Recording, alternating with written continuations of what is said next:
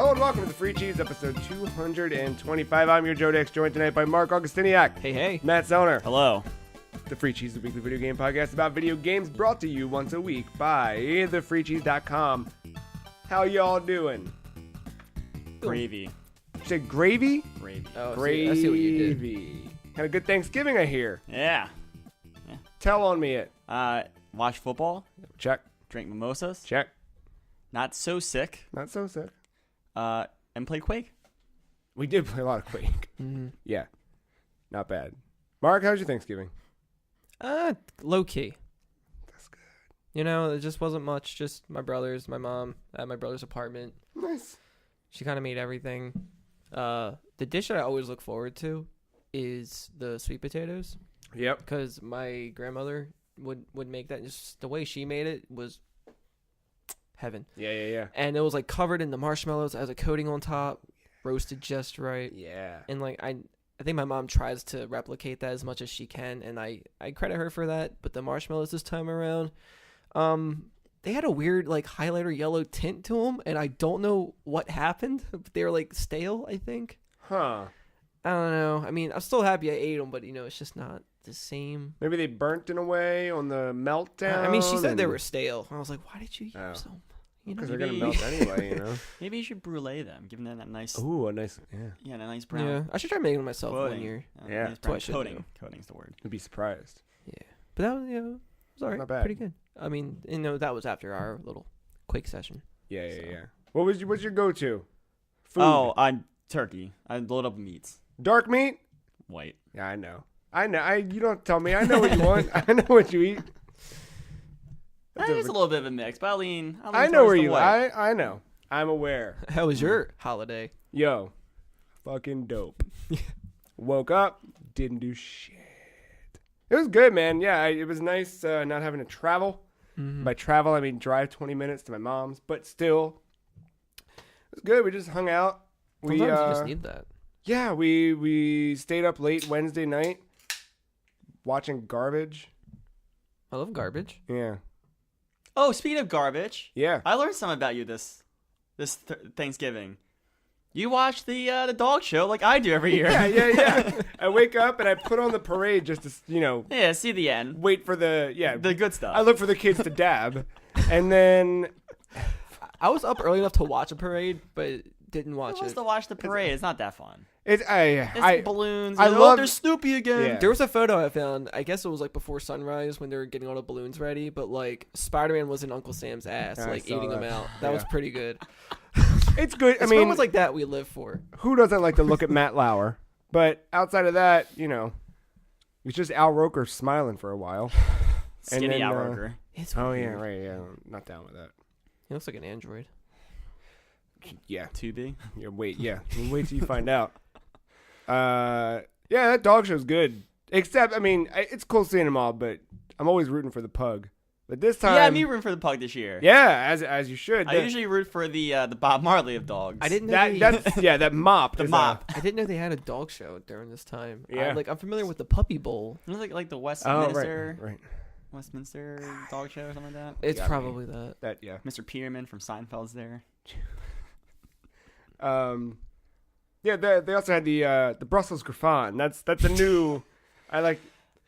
Oh, there was Callback. one that was the something pequeño, like Yeah. it was yeah. 3 words, all like with P's. It made no sense, but it was great. Perfect.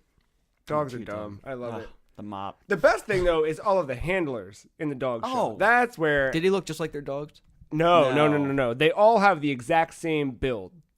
All of them. Male, female, young, old. They all have the same just density to them. That I think you're kind of required to have that kind of. Is it like Robotnik syndrome? If you put Robotnik into a cylinder and then he came out the other side a little bit, you know what I mean? Like it's Yeah. that Little more density. hourglass. Yeah, it's that density, but more like. But wearing a size dress Just a one barrel? too small. Or one too big. No, I feel like some of the women Too they're small little in one spot, but they always have the broad shoulders. Very true. Maybe they're just wearing barrels underneath. It might be that. It's to keep warm. It's protection. true. It might be. Dog show's good stuff. And then we played some Quake, which was fun. Yeah. The 4 of us, Ben included. And then I cooked after that. When we got done Quake, I went right to cooking. Pumpkin pie. Made some butternut squash puree. Made homemade sweet potatoes. Too much pepper. I fucked up. I really fucked them up. It's a bummer. It's alright. It's a learning experience. First time, right? Yeah, never done mashed sweet potatoes before. Sorry, you gotta. Yeah. You gotta learn somewhere. It was fine. It was good though. And then the best part was we were done eating, including pumpkin pie dessert, and putting everything away and doing dishes before 6:30. That's great. Like 6:30, we were on the couch watching whatever other garbage we wanted to watch, playing more games. It's lovely. It's Games, fantastic. Yeah, I played some games. Played a little Super Bomberman R. That's right. Because that ish was on sale. Yeah, Nintendo had a little eShop sale. Little is the word for that. Yeah. here's your 4 games. I was just about to ask. I did not look at it. Was there anything notable besides Bomberman? No, not really. I mean, I don't think there was anything first party, right? No. It was like Lego games and I Am Setsuna. All right. Well, It might still be running right now. I just don't remember. Maybe Just Dance. I don't know. But yeah, like we saw all the Black Friday stuff hitting for Switch, and I was like, I want Bomberman, but I also don't want physical crap for this. So I was like, 40 is the best I'm gonna get right now. So whatever. I'd say it's still worth it. I think it's now that I've kind of dove into it, even 50 would be worth it. Like it's a good solid, and this is me jumping into it, 8 months after launch, but they seem to have added a lot to it. That Grand Prix mode, which I haven't tried yet. You and I are going to try it at some point. Yeah, I haven't touched it yet either. But that seems pretty full-fledged. Like Marc said, you're fighting against Dracula, and he's kind of drafted. Who is it? Pyramid Head and the evil Zone of the Ender thing, or someone. I forget. Anubis is the bad mech, but there's also Bubblehead. That's Silent what it is. Hill, That's the what it nurse. is. Yeah. She has a little straw. Yeah, so that seems dumb. I'm like halfway through the story. I don't know how long the story is, but I'm on world 5 maybe. Really? 4? I don't know. Holy crap, I haven't tried since all these updates, but like I could never beat the first world. I thought they toned down the difficulty. They did, yeah. Because I remember we played it way back when. Like I made it to the boss, and I just couldn't find a rhythm of how to beat the boss. him. That first boss is definitely the one that gave me the biggest, the most amount of difficulty. It's like a breeze from that point afterwards. Even the first boss was not difficult because we played it. Like Yeah. I remember it sucked back then. Oh man, it was brutal. Right. But yeah, they toned it down quite a bit. Okay. It was still like the bosses happen in 2 waves in this game where you reach the boss and you have to fight the boss on your terms, on Bomberman style terms. So it's running around the grid with you, and then you've got to try and just normal Bomberman, right? Just try to time it right so they run into your explosions. Right. But they always have some sort of hook. So I've done too many of them now to remember, but like one of the hooks is like they have ghost bombs and you don't know where their bombs are. So you might get hit when punch whatever. everything. Right. Once you do that, wave 2 is them going into some weird, crazy fucking nightmare mecha thing. So that's kind of cool. They all have these like big transformations. Is it still grid based after that, or is it like No. No The grid. grid completely disappears, and you're running freely on a. It's still a square, but it's still same camera angle? Yep, but you're running like you can run underneath if it's something that floats. You run around it, and then there's different ways you have to kind of attack it. I really wish they would make a game like the 64 one, where it was like an adventure game. Yeah, kind of like a 3D platformer ish. Yeah, I'd be down with that. Charging the bomb like 3 times is huge, and just God, that game was good. Or what I remember of it. I think it was Bomberman World. That sounds right. I don't know. I remember talking about this before, and I got it wrong. Like I used to run title. Right. Yeah. Yeah, no, it was good though. I enjoyed it. Or I've been enjoying it. I'm glad. It's fun. I'm kind of I like that Konami's just taking like this. They put it out and called it the 33rd anniversary. Like they're. It's a weird number, but I like that they're just embracing this side of it. Like I don't want to call it casual, but like, I don't know, a soft start, restart in a sense. Yeah, like if like this like a reacquaintance of some kind. If this is their, hey guys, we do make video games. This is a pretty good one of those. Like even if it goes nowhere. Yeah, just the this fact is still... that like they pay acknowledgement to these other franchises is something. Pretty cool. The difficulty too, like if you die, you have 9 lives, you die, you just spend 10 coins and you're right where you were. And there's a limit to that. Like I think I died 10 times in the first boss. Maybe, I don't remember how many. But there's a limit. You hit that limit, it's like, look, if you die, you just keep going. You don't have to pay us anymore. So they really, it's fine. At that point, it's just be like, why even pay in the first place then? I guess to incentivize you. Yeah, you're right. Because I think I remember running into that, and I was like, what was the point? Yeah. I need these coins for characters, you dick. And as it happened, I remember it be, I was like, didn't Mark? Yeah. I think I bought all of the characters now. I forget how much they give you when you first start. Well, I think I still had money from our save. Really? From when we did. I don't know. Because I started with like 400 coins. And I bought the ones that were 10 coins. Right. Then the ones that are 100. I don't know if I bought all of them. I definitely bought Dracula, but yeah. I think I bought them all. Because I think they're only 100 coins each. Some are 1,000, I thought. Is it 100? I probably misread it. I think it's 100 because I had 1,000 coins, and I feel like I was able to get all of the other ones I couldn't buy with the 10. Okay, so you got like the maybe I might be wrong. And Goemon and maybe no.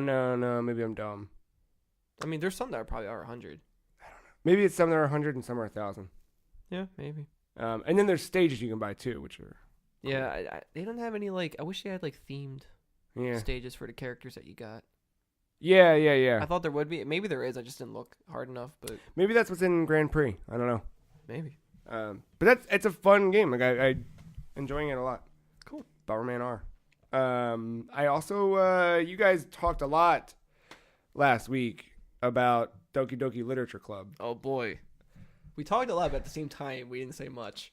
Right, but the absence of words from you made me really intrigued.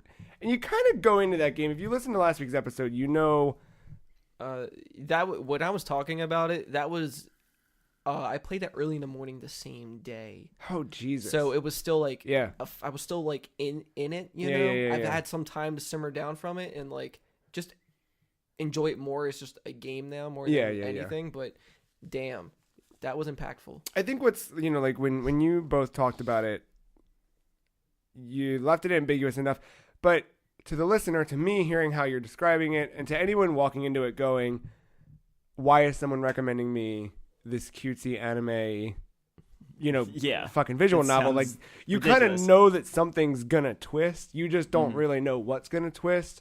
And yeah, I think to speak too much about that game would definitely tarnish that experience. What I will say is I was not, you guys said it really like, it's not that it tricks you, it's when it tricks you, because you kind of have to get invested. And I was like, okay, yeah. So I'm looking at, we talked about it last week. Like, you went crazy, like going back through, I'm not going to say how or what, but you went through everything and it was 6 hours. You said you kind of just went and it was about 3. So I'm thinking like, all right, half hour in, that must be, dude, it was a good while. Like, it was a slow burn. I said that. Well over the hour mark. I'll admit that. I kind of I skim read a lot of the text. I read a lot of the text. I skipped. I mean, like poems. Act 1, I read everything through and through. By the time I got to Act 2, and you started noticing some repetition, it was like, the game's smart. Where depending on what settings you have turned on, like the skip option will come up. Yeah. Right. It's the same dialogue from. Oh yeah. So it's smart in that regard. So that kind of helped me out, but. Yeah. I did, there was a moment, you guys might know it, I'm going to try my best to describe it without giving it away, but there's a moment where you're kind of close to someone, and you're kind of reading your monologue, your internal monologue, and as it's happening, I'm falling into it, and I don't even realize I'm falling into it, and in the game, a character kind of abruptly goes hey, okay, and that to break up, it does it to break up your moment, and even me sitting at the computer, I was like, oh, yep, sorry, yep, I was slipping, yeah, I was, you got it, it kind of transcends it being a game and grabs you in a way. Did you have a favorite girl? Yeah, come on, dude, fucking Yuri. I knew it. Of course, yeah. God, I knew it. I'm not gonna go for the Dark Ravenhair girl, she had some, Hex Maniac. Yeah, man. Yuri is my inner teenager. That's that's fully me. Well, you got to spend a good weekend with her, so. I sure did. That's a fun one. I'm excited to talk about that one next month in full detail. Yeah, Ben just needs to play it. Yeah, I was coming in. Ben's at a concert tonight, but I was coming in tonight, and I was like, oh damn, I'm gonna talk about it. And I don't think he's played it yet, but I'll get there. Yeah, it's good. It's good. I don't know what else to say about it. Yeah. I don't think I feel like we've said enough. You already. can't say any more without it labeling this as spoilers or spoiler cast at this point. Yeah. Yeah, because I'm not sure if the game would have been more or less impactful had we not have even brought it up. Because it still I think was still fully effective to me. Okay, cool. So, cool. Because I feel like you have to say something though to get people to play it because, if like you just Joe tell said, go play Doki Doki Literature Club. Like if I said that, or Joe, all right, what the fuck happened? But if you maybe said that, correct. If Mark came in and said, "I played this game, Doki Doki Literature Club," it's a fun visual novel. Like if that's all that was, I wish that's all I said. Right, I would. Well, if you did, then none of us would have. We would be like, "Yep, Mark game, move on." Like not move on, but like it would have been like, Mark's playing a visual novel. Makes sense. I like the way Matt brought it up in Slack because it was very vague. He was like he didn't want to talk about it, and then that was the catalyst for it all. And it was like you can look at my Steam page if you want, and then I immediately I was like yeah. I looked up a little bit. And I saw some stuff that kind of spoiled, but I was like, whatever. I'm still intrigued. I mean, I saw you had played it. I remember there was like a Kotaku article or something. It's like, yo, you shouldn't sleep on this, and I was like, I'm gonna sleep on it. I don't care. And now I played it, and now I really enjoy my Steam recommendations. If you get a chance to look at the AMA from the developer. I dug in a little bit to some stuff. Oh, I didn't even know that existed. That's cool. I'll dig into that. Yeah, there's some. He did some neat stuff like behind it, like years before the game's release. He was like putting shit out there. It's pretty cool. Yeah. It's a. Yep. We will leave it at that. And then I played Giga Wrecker. What is this? Your future. Is it? So Giga Wrecker is a side-scrolling platformer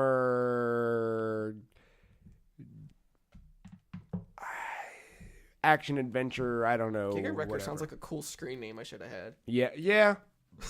But it's developed by Game Freak. Only out on PC. You play as a girl in this cyberpunk, weird future where you do. Everything's terrible and whatever.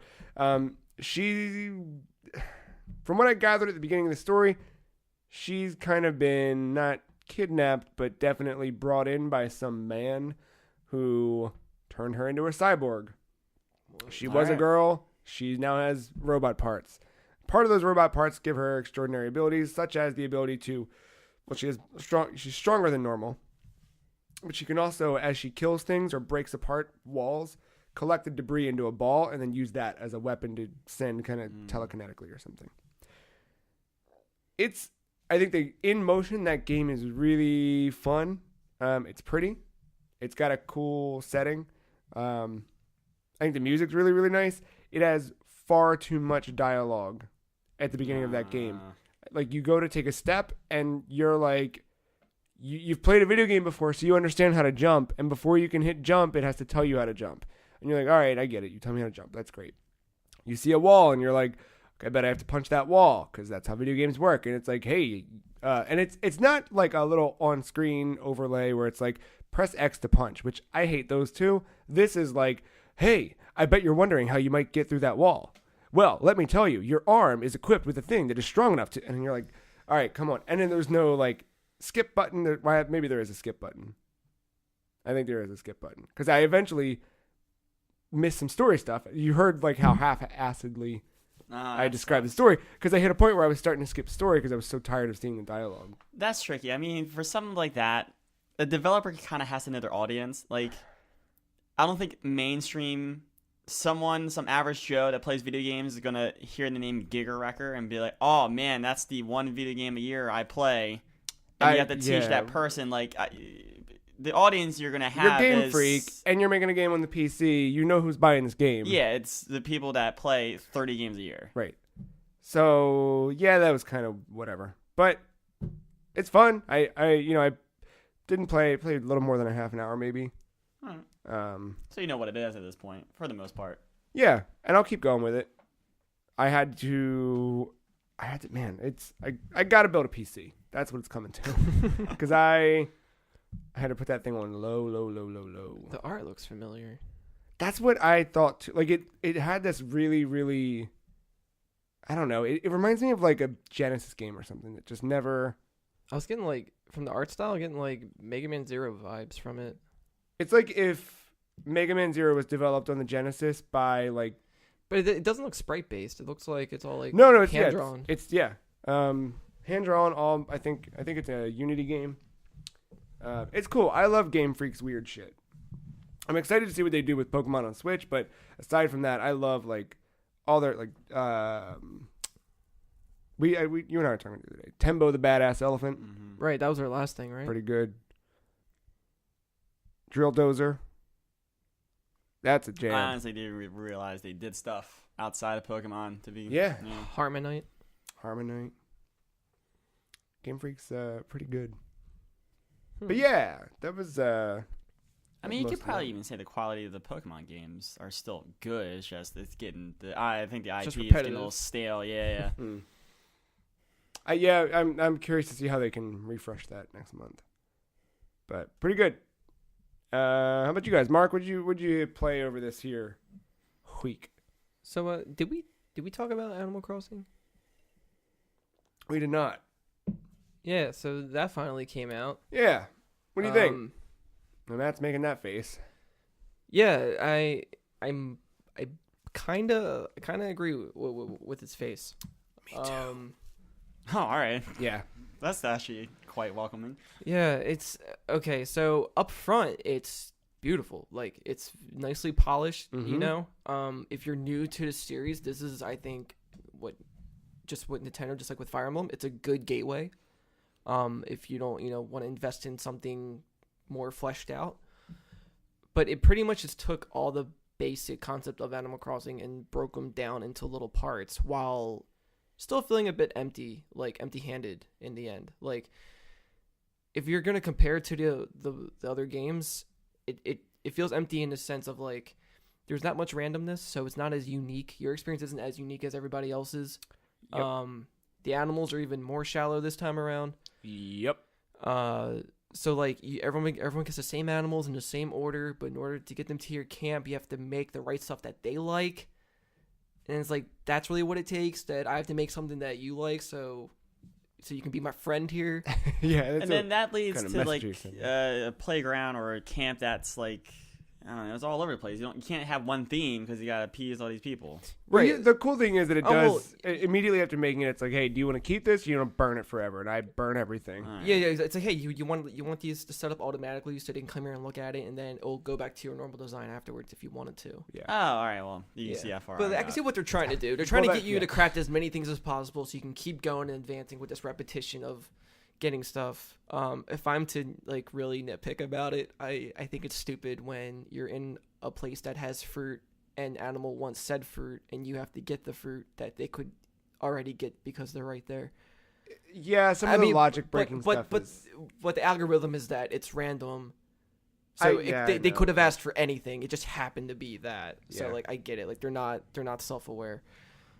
But but that's an if-then statement. If animal asks for apples and apples are in room, then don't make me get fucking apples. Yeah, it's just like any RPGs where they rely on you to do everything. Yeah, that town could not function without you. Right. How did it exist before you got there? Yeah. I don't know. I think it does some cool things. I think the fishing net is something I'd like to see in a real Animal Crossing game. Yeah. I think making your character is something I'd like to see in an Animal Crossing game. I think the way you lay out your furniture too.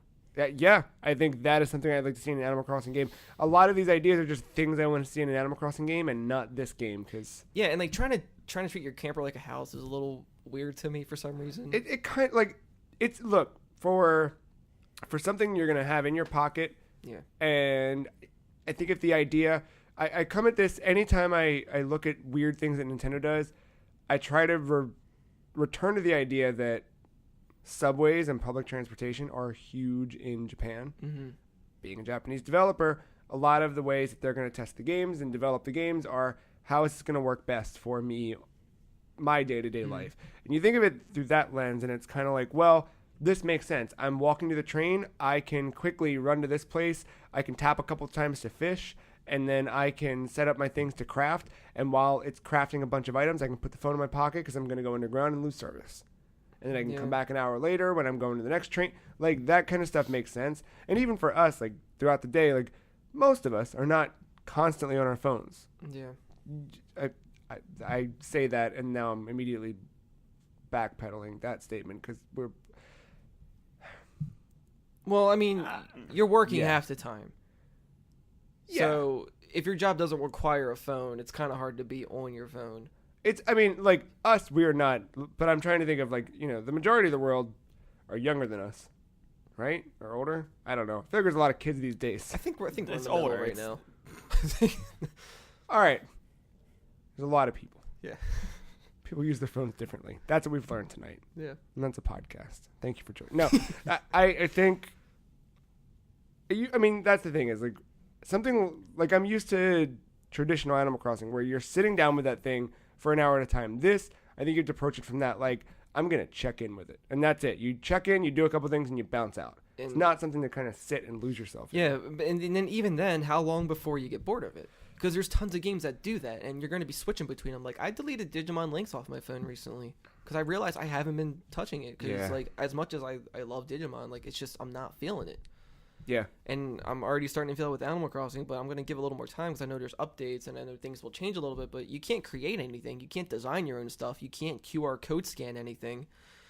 And Even outside of that, like, there's something on a fundamental level that just is not here with how Animal Crossing. I don't see why they couldn't just make a full fleshed out Animal Crossing game for your phone, because what your campground is basically a house without walls. because they don't want to. I know, Because but like, I mean, they it's want, possible though. They totally could. It is, but they don't want that. They want. I'd rather have they, it on Switch anyway. Right, but- I think that, and I think they do too. And if you Yeah. look at like what they did with Mario and what they did with Fire Emblem, like you're not getting those experiences yeah. from the get go. Like before Iwata died, part of when he would talk to investors about what we're going to do with mobile front. If you go back and read those investor things, the Q&As and the things he would say in the financial briefings, it was always, he didn't literally call them ads, but it was essentially these games will be ads for our full-fledged games. So like, they're not for us. I don't think so. I think that it's nice to see that IP somewhere. I think it's nice to see familiar faces Yeah. on a device that we have every day. However, yeah, it's just not there. That sucks. Um, Yeah, and like you can't interact with people like real time. yeah, but again, like you look at Mario Run, like Mario Run is not a Mario. It's a Mario game, but it's not a Mario game. It's something that says, hey, you like this? Well, look, we also make Mario games over here. You should come to this thing. Like, did they I feel like that's the one game that you don't need. It's a franchise you don't need to do that with. Of all franchises. You say that, dude, but like, if you walk into Target right now, like, I don't know a Mario game that doesn't sell. walk into Target right now, walk in the toy aisle, Yeah. and see how many Mario toys there are and how many Minecraft toys there are. It's probably about even. Maybe this year Mario had a nice little uptick, but I mean, because during the Wii, it blew up. Mario toys specifically, I don't think. And like Mario shirts, like we're starting to see a little bit of that now, just because Nintendo in the last year since Switch has this kind of new attitude about them. But prior to that, like it was years of kids know Angry Birds more than they know Mario. Five Nights at Freddy's and Minecraft, all that stuff like blew up No. in that kind of realm where Mario used to fill that space. Mario definitely, they. I mean, Mario doesn't have fan fiction books Well, hey, hold on, that are selling at stores. come here, let me. Have you found one? No, Because there's no, a bunch of not yet. Minecraft ones. Yeah, you're right. Yeah, I think that's an easier IP to mess with. you're right. But that says something too. Like if even that they talked about that in one of the latest financial briefings where Mario reach 200 million downloads and saw like maybe 2 million purchases. Like they did not hit the numbers they thought they were going to hit. Yeah, because it's getting our attention. Yeah. And then once we finally dive into it, we're like, oh, this is actually not that deep of a game. It's getting a lot. Like it's still the like number one thing. Not Yeah. number one. I think it's because our hopes is what's the driving point here. Or people actually play that first world and was like, all right, this is not a good game. No, I mean if you look at the top free, Animal Crossing is number one right now. Only because it's free. Super Mario Run is still number 15. Which I mean, they're decent playable games. I'll give it that. I just wish they didn't suffer. I wish mobile games didn't have this stigma about it, where like it has to be like this, like. Well, I don't think it's a stigma thing. I think it's Nintendo making a clear-cut decision on how they want to approach the mobile market to further sell their platform and their software on said platform. Yeah, I agree. But there's a lot of games that are digestible and like kind of empty. Also, that isn't Nintendo. Like I just had one that required too much grinding, and if you want to pay, there's those games, but there's also those complete games like Stranger Things. Yeah, and I know these games are paid, but you can play them on mobile, like Deus Ex, Hitman, and Lara Croft Go. Like they're all solid games that are on mobile. I mean, you can find them other places now, but originally on mobile. I know. I'm not saying those games don't exist. It's just that they don't. That's not the spotlight. Yeah, I don't think that's what they want to do. So, because like when I say mobile game, people are like to anyone, they're gonna instantly think of like something that requires money. It's free to play at first, and then if you want more with it, then there's some kind of microtransaction involved, or not. It doesn't really feel like a game anymore at that point. Like I don't know how to describe this. I'm gonna put this in perspective real quick. As we're sitting here talking, Animal Crossing number 1, Super Mario number 15, HQ, the world's hottest trivia game, sits at 99. Sits at 99. Right? So think about how many people are playing and talking about HQ. 99. 140,000. Yeah, well, you're right. That's a game. That is a game. Is it a game or is it an event? It's stress. It's a spectacle. Yeah. Hey, speaking of phone games, did either of you check out Puzzle Fighter? No. I didn't know that was. Did I know that was on there? It just came out this week. I downloaded it. Capcom, right? Yeah, I downloaded it, and before I had a chance to play it, Is it like a port or is it new? It's a new game. Oh. Quite honestly, with my phone, if I go on the App Store, I'm more inclined to go through the utility section than I am the game section. That looks unfinished. Yeah, from what I saw from a couple reviews, day one. Like, where's the shading? I don't know. They put Mega Man in it though. Is that blonde Jill Valentine? It might be. Yeah, it is. There's Dante. Yeah. From what I saw, like it said it's not the same Puzzle Fighter you know and love, which sucks. But damn. Yep. Yeah, here it is. This. I don't know. So yeah, I mean that's Yeah, I mean it's a fun demo. That's I think that's largely what Nintendo stuff has been. There are these gamified demos. Yeah. I will applaud them for the Leaf tickets. Giving them to you? How you can just acquire them in game. Like I haven't spent $1. No. Like any real money for this game. Yeah, I didn't play very much of it. I mean, I played enough of it to probably be able to talk about it. You guys nailed everything I was thinking. It was nice that I was getting those Leaf tickets kind of left and right. Yeah. And I was quite shocked by that. No, I don't think Nintendo would ever do anything gross with their... And I love that they embraced it, stuff. though. Where, like, if you wanted to buy them, like, if you get the biggest amount, it's just Tom looking up in a tub of money. Yeah. They know. They get it. And, like, my van at first, I made the van that was from Little Miss Sunshine. Oh, that's good. Of course. And then I got the other camper and tried to make it look like the RV from Breaking Bad as close as possible. That's pretty good. Just trying to make a meth van. It's cool. I mean, I'll poke at it here and there, but I really... Yeah. It's still on my phone, but I don't know for how much longer. Yeah, it's not...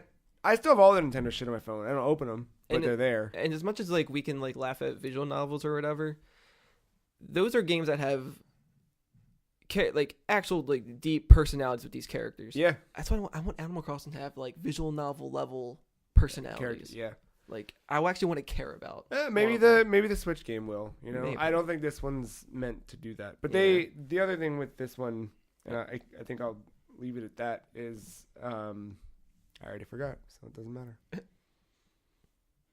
Yeah, she's gone. It's fine. It looks good.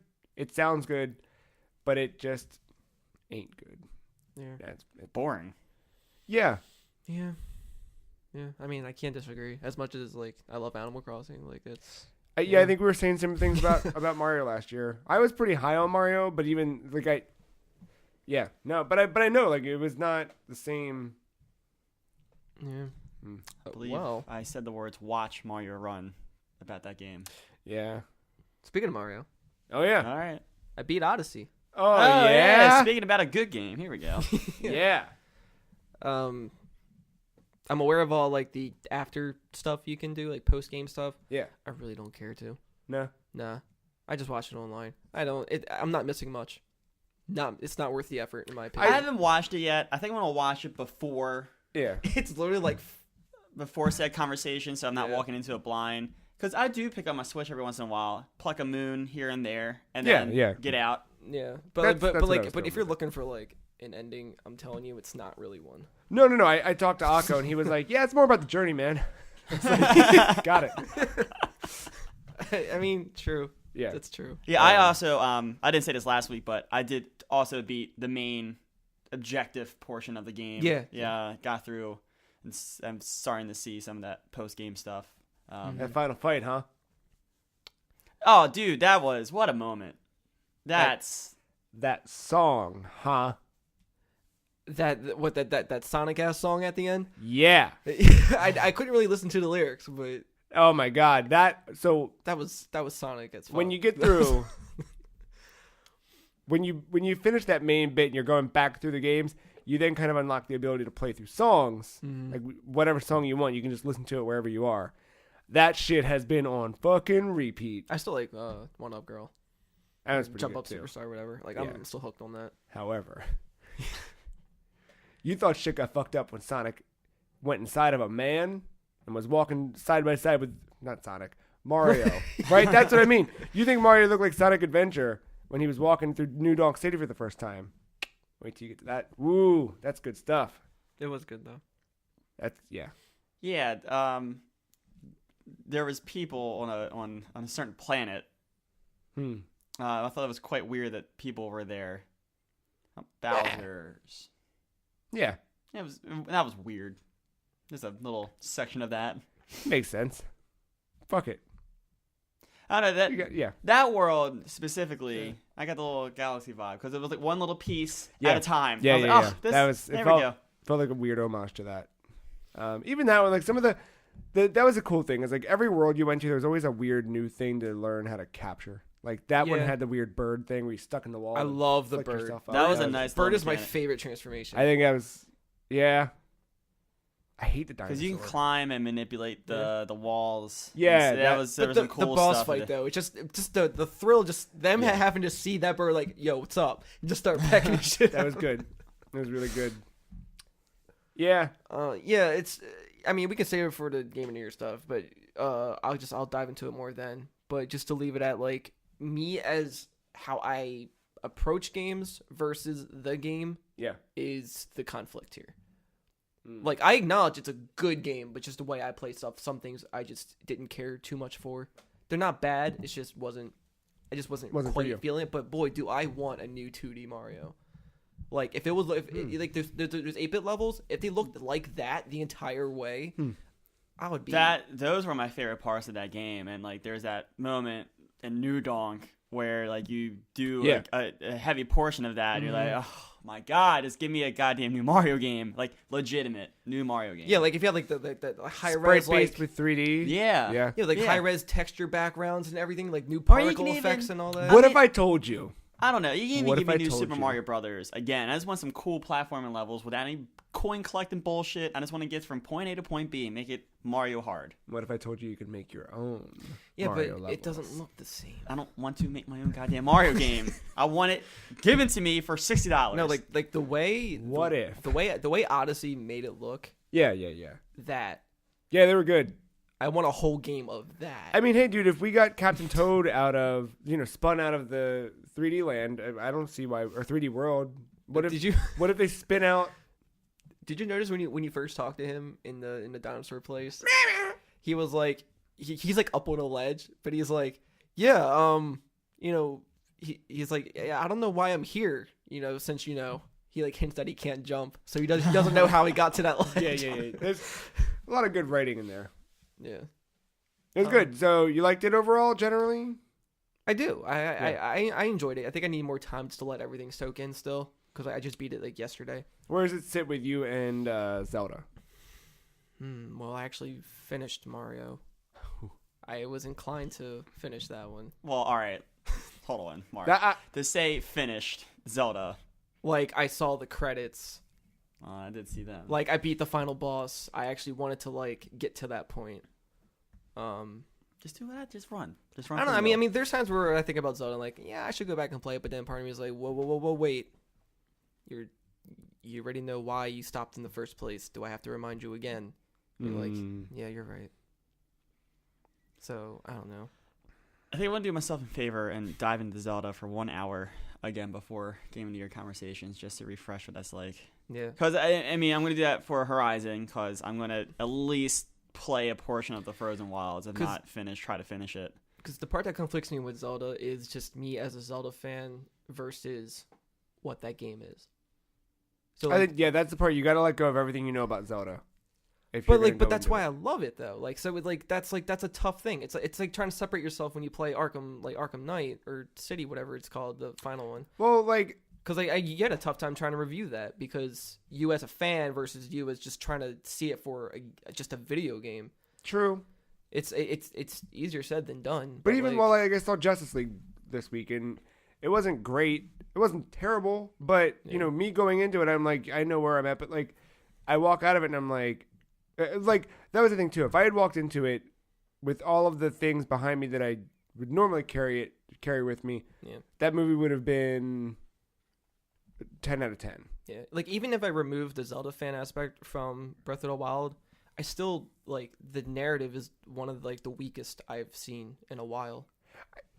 I think with that one, and it's not the focal point of the game. I'm not saying you're wrong. I think that to me played to its strengths. Where for me, Breath of the Wild. Well, we'll have this conversation. I was about to divert us back to Mario, but it's one of those games where it's like you get what you put into it, and that can be said exactly. That can be said with any game, honestly. But that's definitely one of those games where it's just all right. I see what the main I think point the is difference here is because Mario and Zelda. I mean, if you got to zoom way out, because they're totally different games and genres, yeah, sure. but like they're essentially the same thing, right? There's a lot of freedom, a lot of ways to play it, and you kind of play your own different way. And as you explore, you find different moons or what are the things in Zelda? The shrines. Shrines. Yeah, that was a big one. Korok seeds. Yeah, like all that stuff. Ain't nobody collected Korok seeds. But I think when you zoom out and then kind of start to zoom back in something like Mario, it's almost expected because you're kind of used to that. Like you're kind of trained that way from like 64 to Galaxy, and then in Zelda you're more used to a linear path,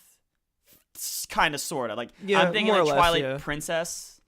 Like going back to that, like that was my first exposure to a Zelda game. Like that was very more or less. It pushed you to the direction you needed to go. Now, once you got there, you could explore, but it pushed you to certain areas of the map that this Zelda, it lets you build your narrative. Yeah. I'm glad you liked Mario. Yeah. Yeah. No, Mario's a really good game. Yeah. Did it feel easy? Yeah. Like too easy? Go back through it now. Now that you've gone through it, seriously, go back to the levels. That's where the challenge comes in. Like some of the shit you have to do to get some of the other moons is like, fuck you. Fuck you. It's good. It's If you're looking for that, and I think that's what Mario games have done in the last few years is they've, I don't know, like since the new Super Mario Brothers stuff, like you run through and you're like, oh, that's fucking easy. and then you're like, wait, no, but seriously, this time, like with New Super Mario Brothers U, they did it. It was like, well, that was, and they're like, no, here's the Luigi game. You're like, oh shit, this is batshit. This too, like you run through, the worlds are gonna be completely different your second time through. They kind of transform in a way. The layout's still kind of there, but like tone has changed. New things are hidden in the world. There's more things to see. Yeah, that's what I was hearing from. And then also the illusion of like having no lives and it's kind of countless continues. Like you don't feel bad for experimenting and trying some goofy route and something like that. Like before, if I had 10 lives, like every life would feel like, oh, every shit. step you take is Like just losing 10 coins of the 500 I have. It's like, all right, well, I can't buy that bathing suit now. Yeah, I spent all my coins buying those stars. Oh yeah. That's the first thing I did when I got into that shop. Does that go forever? Like how Yeah, technically you could just do that until you got the number you needed. If you had the Can you really? I think so, yeah. I just assumed. Oh my god. Yeah. Yeah. Oh my god. Because you can't buy like 5, but you can buy 1 or 10 at a time. But yeah. Damn. Mm-hmm. Well, I might beat the game soon enough. Yeah, but like it. Pay to win, man. I think that's what that was Akko's point too. Is like, yeah, you're right. Akko's point was like, yeah, you could like. It's about like, because that's the thing is like every time you're getting a moon, you're seeing something new or you're doing something different or there's a challenge behind it. And I think that's the point of the game rather than, well, let me just get to credits, like or let me get to a boss. And that's why where it conflicts me as a player, because it's just like it's just not what I'm looking for. Yeah, but like more like the 2D stuff is what I'm looking for. Yeah, and that makes me sound like I'm like heavily like nostalgic or something, but it's. No, but I mean, I played the whole game. Like I enjoy it for 3D platformers. This is like I haven't played a 3D platformer in a good ass time. I think that's what's so weird about this is because it's been a really fucking long time. Yeah, like, and I had the biggest trouble with Mario 64. I never. Mario 64 is a hard game. Dude, even just to maneuver him felt tough. Yeah. So like, I guess coming from that to this, I was like, this is like the controls feel too easy for some reason. Or maybe I just got better at it. Yeah, because you actually manipulate the camera the right way now. Right, yeah, but I'm able to like scale walls pretty decent now, with like all the hat tricks and shit. Like, yeah, I got there by the end of it. Yeah, that's a special game. It was really well done. I agree. Did you get anything else, Mark? I did. I mean, we were kind of talked about Quick Live, I guess. That's a good ass game. I mean, what's there to say? Playing that game at 120 frames per second. Against friends, drinking mimosas, like I suck. All right, I realized I suck at arena shooters now. I have not played one. I think for about 12 years. It's been a while for me too. I don't like my mouse for that. Like last time I played an arena shooter, I used a laptop mouse, like a tiny one. Oh Jesus! No, I like it. Oh! I thought you meant trackpad. Sorry. No. Fuck gotcha. that. Gotcha. No. Oh God. Yeah. No, it was a wired Logitech mouse. It was tiny, and it was like almost the size of that controller. Oh, ew! Damn. A little bigger than that, actually. Oh no, I got the big boy. I like that. But I had such a good grip on it because of that. So I feel like I was in more control. The mouse I have now is like too slippery and it sucks. Yeah. So like a lot of my kills, I was just jerking so much and couldn't like aim right, and I hate the railgun. Yeah, railgun, you eat a dick. That's a good game. Yeah. I'm excited that we're playing that. I was trying to load a Sonic skin for that. Oh my god! Because it was in a workshop, and I just couldn't. You had to like alter the files to really get that. And well, let me teach you. I feel like that would be more you things. Play a certain game, all right. Yeah, I feel like that's more stuff for people to load when they play. Since they don't have it, I'm not sure how that works. Yeah, I don't know. So like, I'll play Hacknet. I took them off. Yeah, that's true. But I jumped into Unreal Tournament 2004 afterwards. Did you get to go? Because you texted us about. I bought it. I did not launch it. I launched it like in between. I was playing the single player stuff. Okay, because I had the same problem. I could not connect to a server in that. Yeah, like they have like people have like their own. There's not real dedicated servers. It feels like people have like their own servers, and you need like passwords and shit and. I don't know. It's very like complex when it doesn't need to be. Yeah, so well, I'm a little worried about that one. We'll dig into that a little bit. Yeah, we'll just have to like, I don't know, something. And then I found my 2003 discs. Like I still have the. Oh jeez. Yeah. And then from there, I tried a little game called Emily is Gone. Okay. Oh yeah. Yeah. Or Emily is Away. Oh, maybe that makes more sense. It's the that end makes game, more, right? Yes. Okay. That makes more sense. Away. It's the what game? It's go ahead. All right, so I saw that Ben had this game, and it was in my like recommended or whatever. I think after playing Doki, and I was like, yeah, all right, there's a free version, and then there's a paid version. The paid version is called Emily is Away 2, like TOO. Yeah. But that has like it's more fleshed out. I didn't try that one yet, but I tried the free one. And it's basically it relives the days of like early 2000s, and like AOL was still a thing, and AIM, and you're on like your Windows XP computer, and you're talking to your friend Emily. Like you get to pick your screen name, get to pick an icon. It keeps the sounds. It's very nostalgic. Legit. Like it feels like if it hit close to home with like the way they did that, or if it's one person, I don't know. But yeah, you're talking to this girl Emily, and it kind of feels like a Telltale game in a sense where it's like there's multiple paths in the woods you can take, but it all leads to the same kind of ending. Right. So it's like a false sense of like you're really making a change here. And I tried different ways, and no matter what, it's like a lose-lose situation. Yeah. Where like you have no free will. So like it's implied that like you really care about this girl. Yeah. And like you like her a lot and you want to be with her. But then like things always keep you two apart. And then it's either like she got out of like a bad breakup and you took advantage of her, like it seemed planned, and you were like almost in a rebound way, or you did nothing at all and she was like, I kind of feel like that was the right opportunity to do something. Why didn't you? I was like, what the fuck? Yeah, not all the way. Yeah, so I felt horrible either way, and then it ends with like you having like you always have 3 options to choose from of what to say to her.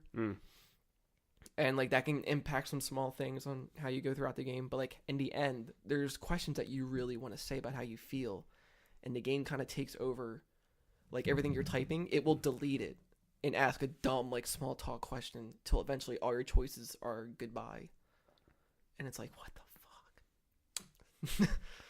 Sounds familiar. So like I want to try the paid version because apparently there's another person you can talk to, and they added more to it. So I want to see what was improved upon this. So I never played the game. I actually watched a whole playthrough of it through Kind of Funny with Greg and not Nick, who I forget the other one.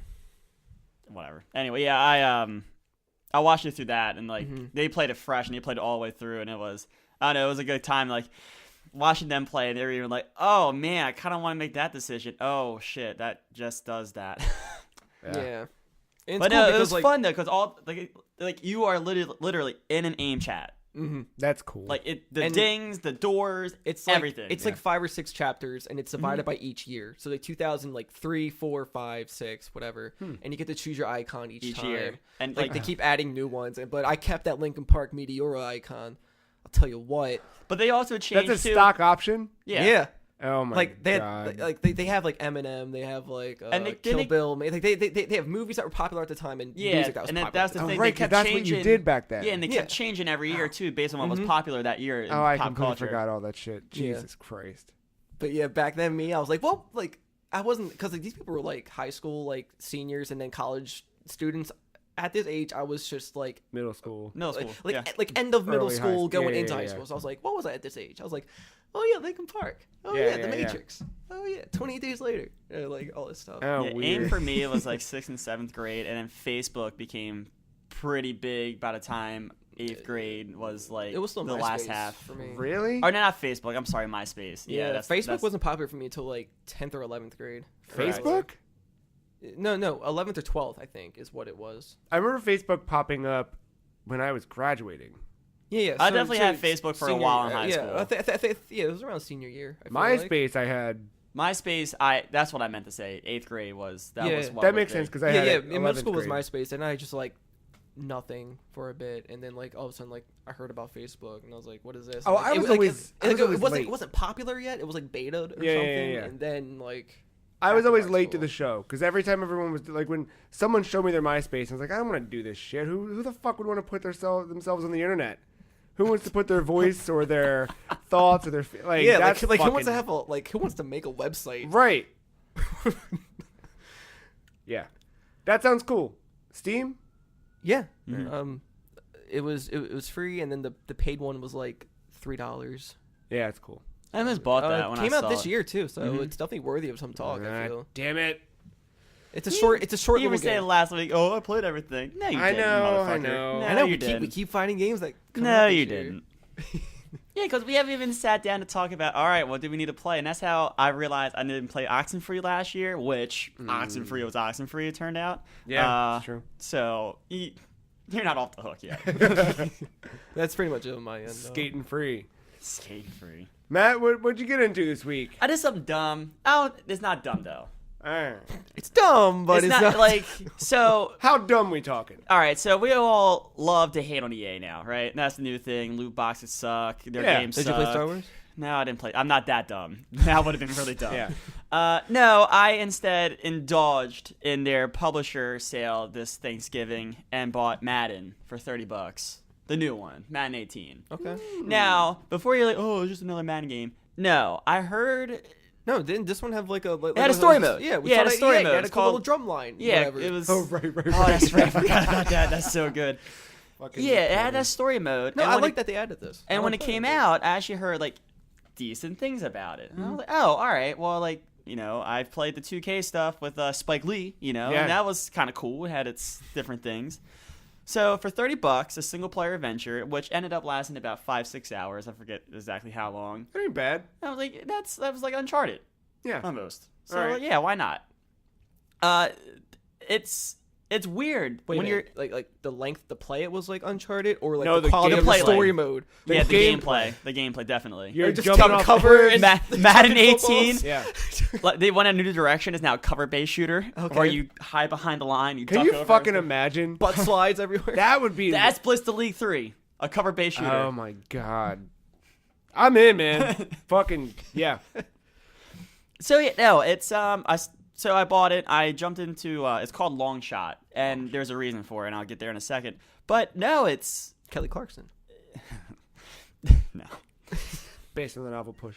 It when you're playing it, it's actually like a legitimate like story involved, and it's not like some cliched. Like, it has its cliche moments, of course, but it's not as cliched. Oh, you're a young rookie, Hometown hero. Yeah, You're then the you went off to chosen one. college, and then like you play like 3 simulated college games, and now you're in the pros, and then it puts you in situations where you're not the starter, and then you go and win a Super Bowl. Hooray! Yeah. No, actually, it kind of did its own weird, unique thing, which I'm actually applauding Madden and EA Sports doing.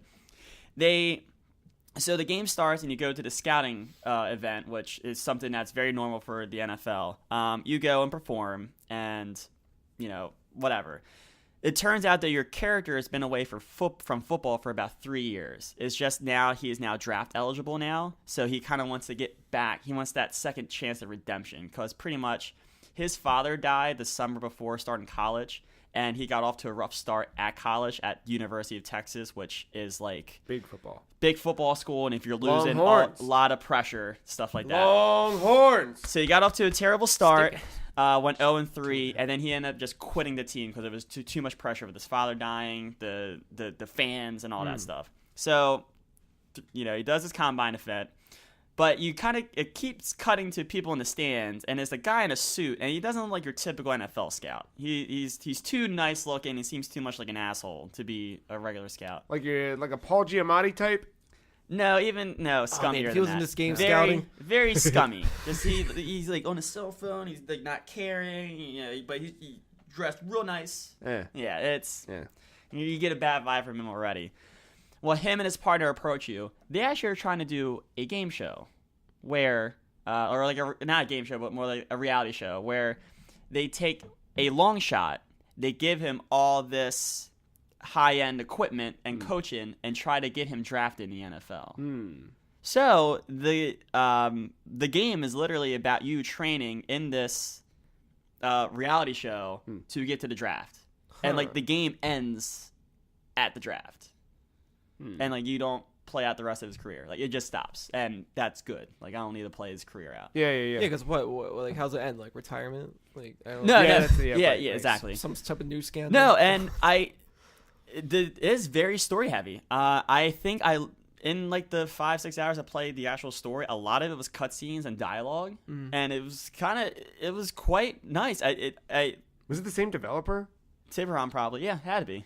I mean, like they did all parts of it, or they didn't bring anybody in to do the story I stuff? don't know all the details of that. Yeah. Maybe I should look into that because what they did, it was kind of special. It was very unexpected, and it was not bad for $30. Cool. I think I played football, like legitimate football, for like 4 or 5 times the entire time, which was nice because in those moments, that's when you're like, all right, I'm playing Madden. There's some gimmicky stuff here, whatever. Yeah. A lot of it was quick time actions, which that's fine, whatever. It was. I didn't have to deal with that bullshit of, all right, if I lose this drive, I have to restart the drive, or like it was very. There was no decision making or anything like that. It was very straight on rails. There were some decisions that will impact some things, but kind of like your performance in those actual football sections leads to different endings.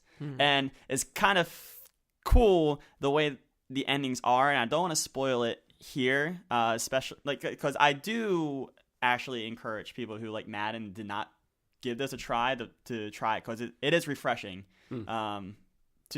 For this series, and totally unexpected, and I think I enjoyed my ride. Nice. It's not like an A+ thing, but it's definitely a solid B+. I mean, I like that they're trying something different. Yeah, it was very welcome. I think that's what If some they of got these games needed. They have the fucking license. Do something with it. Yeah, and like because of this, like that for $30, I would never got Madden. Yeah, I did have this weird football itch, but usually I suppress it every year and go on with my day. Yeah. And like every third year I'll buy Madden. Well, this is like my third year since I've bought Madden, so I was kind of due. They knew. But then like they did this, and I was like, oh, well, that's actually quite interesting. It's $30. I have no problem paying $30 for a single player adventure normally, so I jumped in. It was quite refreshing.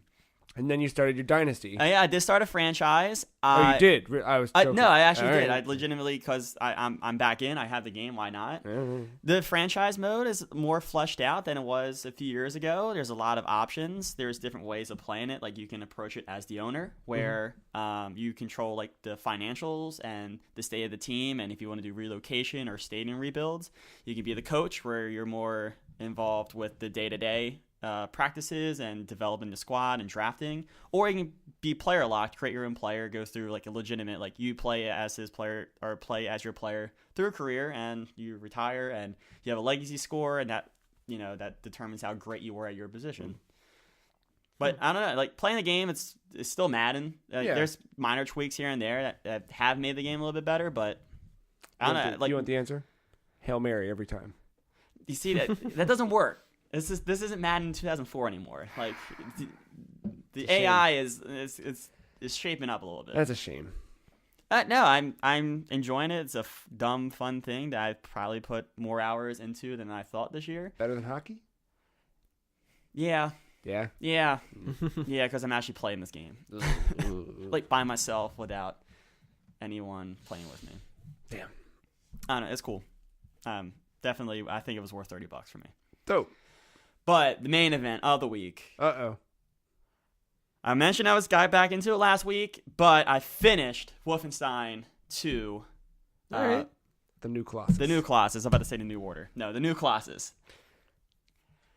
How you that feel? game is fucking dope. Yeah? It is so good. And the only bad thing about that game is the ending. Oh, fuck. But it's not because it's a bad ending. It's because it does a Halo 2 or Mass Effect 2 thing where, like, DLC. you won the battle, but the war is still yet to come. That makes sense. You're setting up for a trilogy. Yeah, and that's fine. But, Yeah. like, now I gotta wait, like, 4 fucking years for for the end Yeah. of the game. But no, like, the entire ride up to it, the story, it's so ridiculous, but so much fun. It's definitely more than, I think it's better than Doom's, because Doom's is self-aware. Doom's story isn't, it's there, but it's not, right? And, like, it does push you along to kind of go to the next event, but there is definitely lows in that story. I did where, not like, play Doom for the story. Even the people that made it were like, don't play it for the story. Yeah, you play it because you're fucking killing things and it's fun. Yeah, I mean, this game is, like, aware of, like, what it is. Like, Yeah. but it's not, like, it is not aware that it's a video game. It's aware of like this is a fucking ridiculous storyline. Yeah. It's fucking Nazis in America. This I would love to watch this as a movie. Like coming from the first one, and then like the first one's like, oh, it's a good start, good foundation, and the second one's like, boom, fuck you, first one. We took everything you had times 10. And drugs, literal dope. Oh, yeah, right. Did you have the drugs in your playthrough? Yeah, you can pick up some of that stuff. I think it's a collectible. The drugs. No, that whole scene they showed. Yeah, the little like at cartoon E3. little dude or animal. Who did you pick? Wasn't there some character that's like tripping or whatever? So I started going down the path of like what different could happen. I didn't get fully down there. I did not have that weird trippy. Got it. thing. So that must have been the other guy. Yeah. Because in the first game, you make that choice. Do you save the young guy or the old guy? Fergus Wyatt or Fergus. Wyatt? Yeah. Yeah. Oh wait, that actually changes the whole game. Yeah. Yeah. Yeah. I saved And the young that's dude. a very early decision too. Oh yeah, I saved the young guy because like weren't they like father and son or something? I don't think so. I think one maybe was not. like But a commander and one was like Because the old guy was like, no, like save him, like don't save me. Like yeah, I mean you're right. I mean how much longer do you have really? Let's be real. Yeah. And I picked the younger guy. Ugh. I yeah, didn't like- know that. I thought I just okay. Cool. All right, so like the story is amazing, and it's not because like the story's good. It's just there's just moments in that game where you're just like, holy shit, like this game is cool. Ah, fuck. There is a moment in this game where you're just kind of waiting for something happens to a character, and you're just kind of waiting for it to like video game its way out of it, and then it never happens, and then something happens to that character, but then. Despite you thinking that it's like the character is gone, it Wolfenstein's its way out of it after you given up on the whole. Like, it's so well done. Just those various moments in the game. The actual gameplay.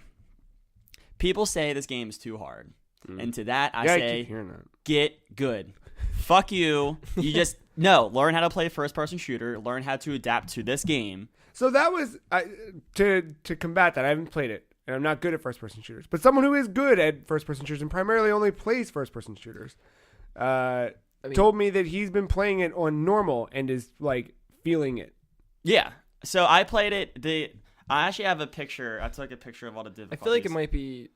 Well, that also depends like how you play too. This is on PC too, right? It's on PC. Yeah, I feel played like on PS4. Because I'm wondering if people with mouse and keyboard feel differently than people on PS4. I don't know because I like.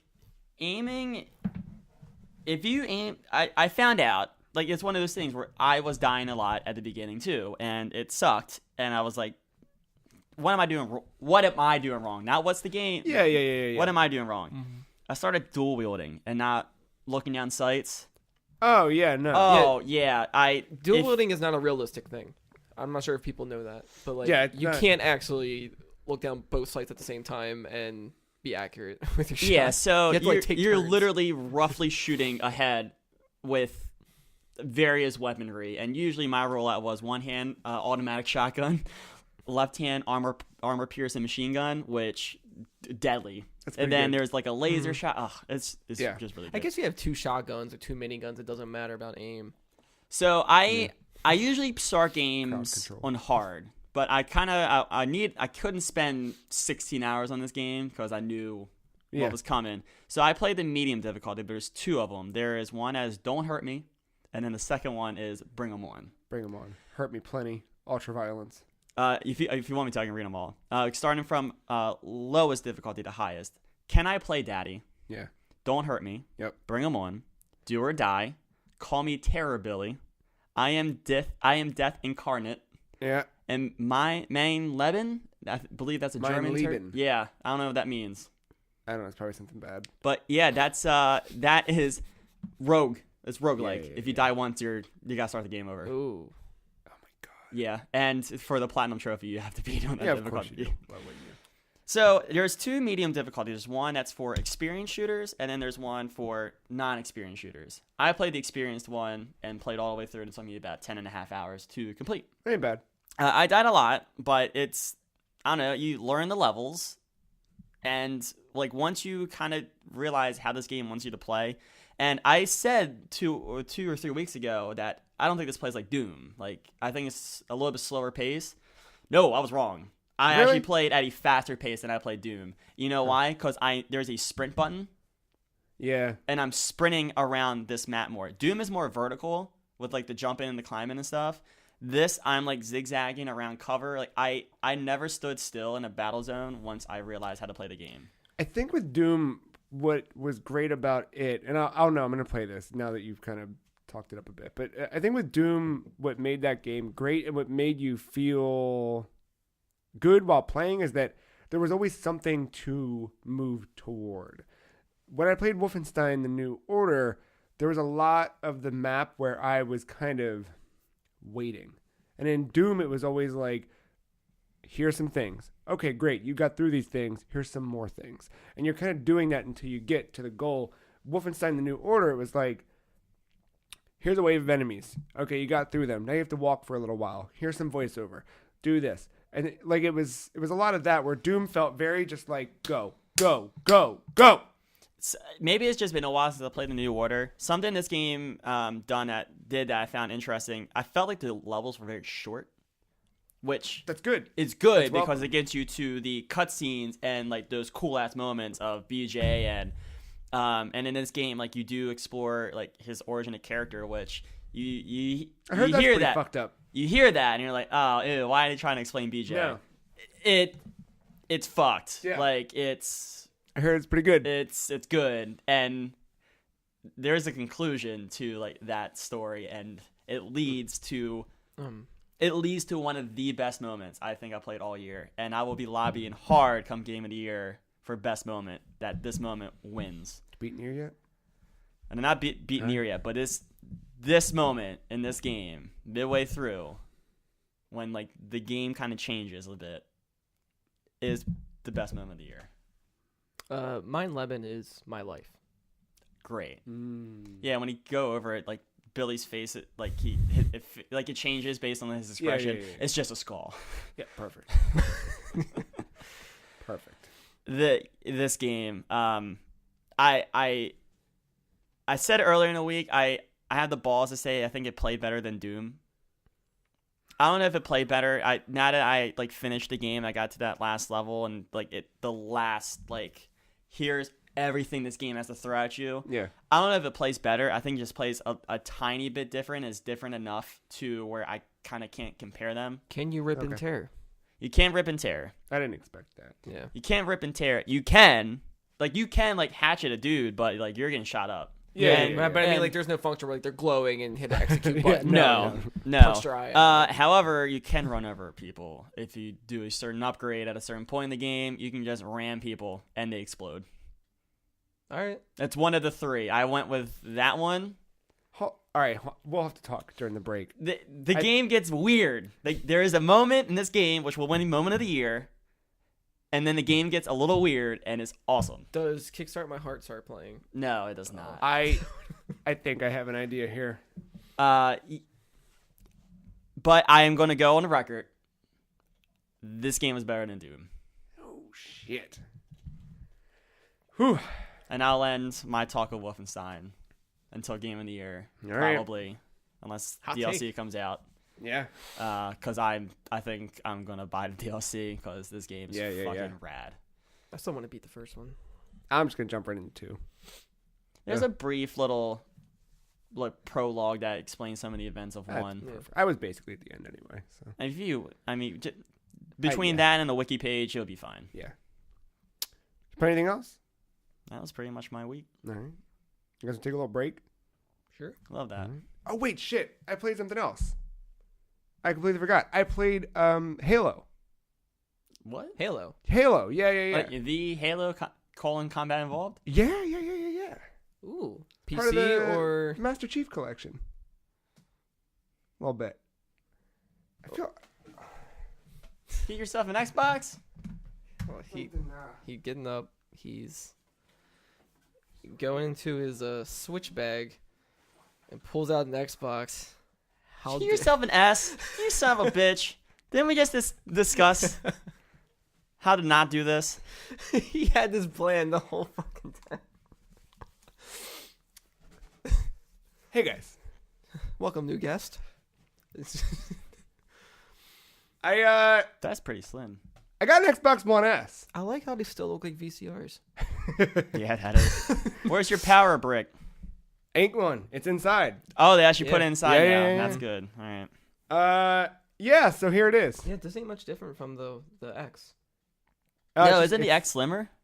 The X is a little, I feel like, wider and like thinner. Yeah. And the buttons are down at the bottom. Well, no, there's one. Yeah, like this disc part is like underneath or whatever. But yeah, it's just pretty much the same. It's to promote the digital age. It's very minimal. And I like that. It looks weird against all my black consoles and my black everything, but is white the only color it came in? I believe so. That sucks. I just feel like they get dirtier quicker. I can spray paint it. Don't do that. No? All right. Why'd you get this? Friday night.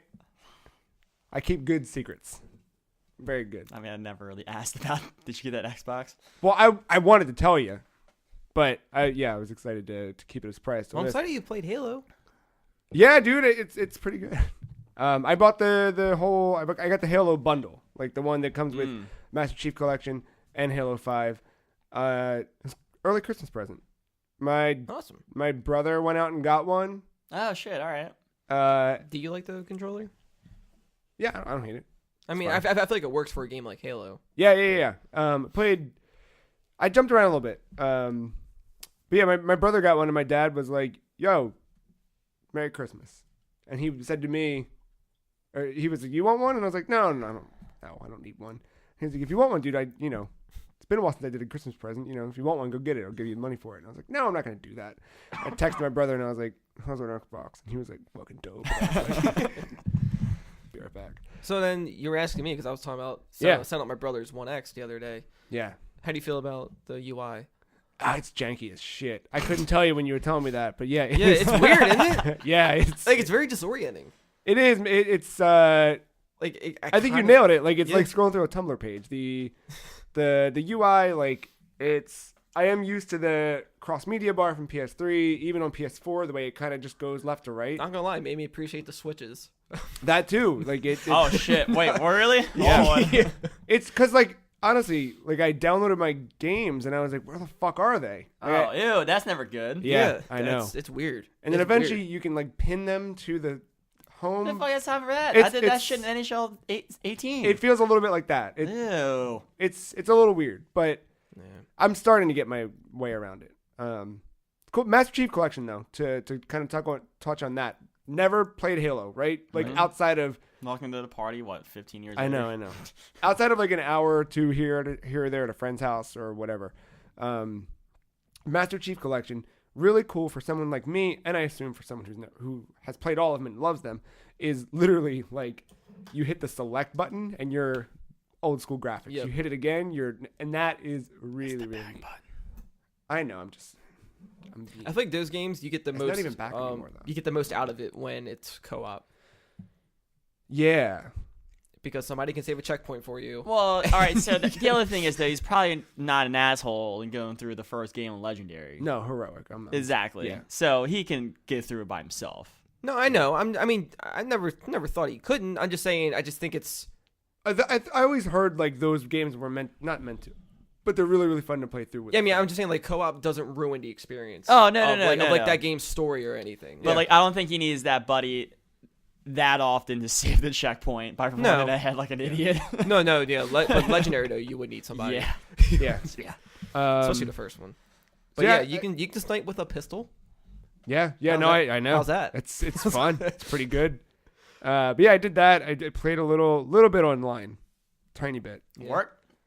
Yeah. I know we talked about that story recently, but yeah, it was pretty good. The thing that sucked about it, though, is that people just dropped off, so I was on my team by myself after a few minutes, and I didn't want to bail. Who cares? Halo's my favorite, I think, competitive game to play. It's really good. Now I understand where red versus blue comes from. Oh, yeah, there you go. Was it Blood Gulch? Is that the name of the... Mm-hmm.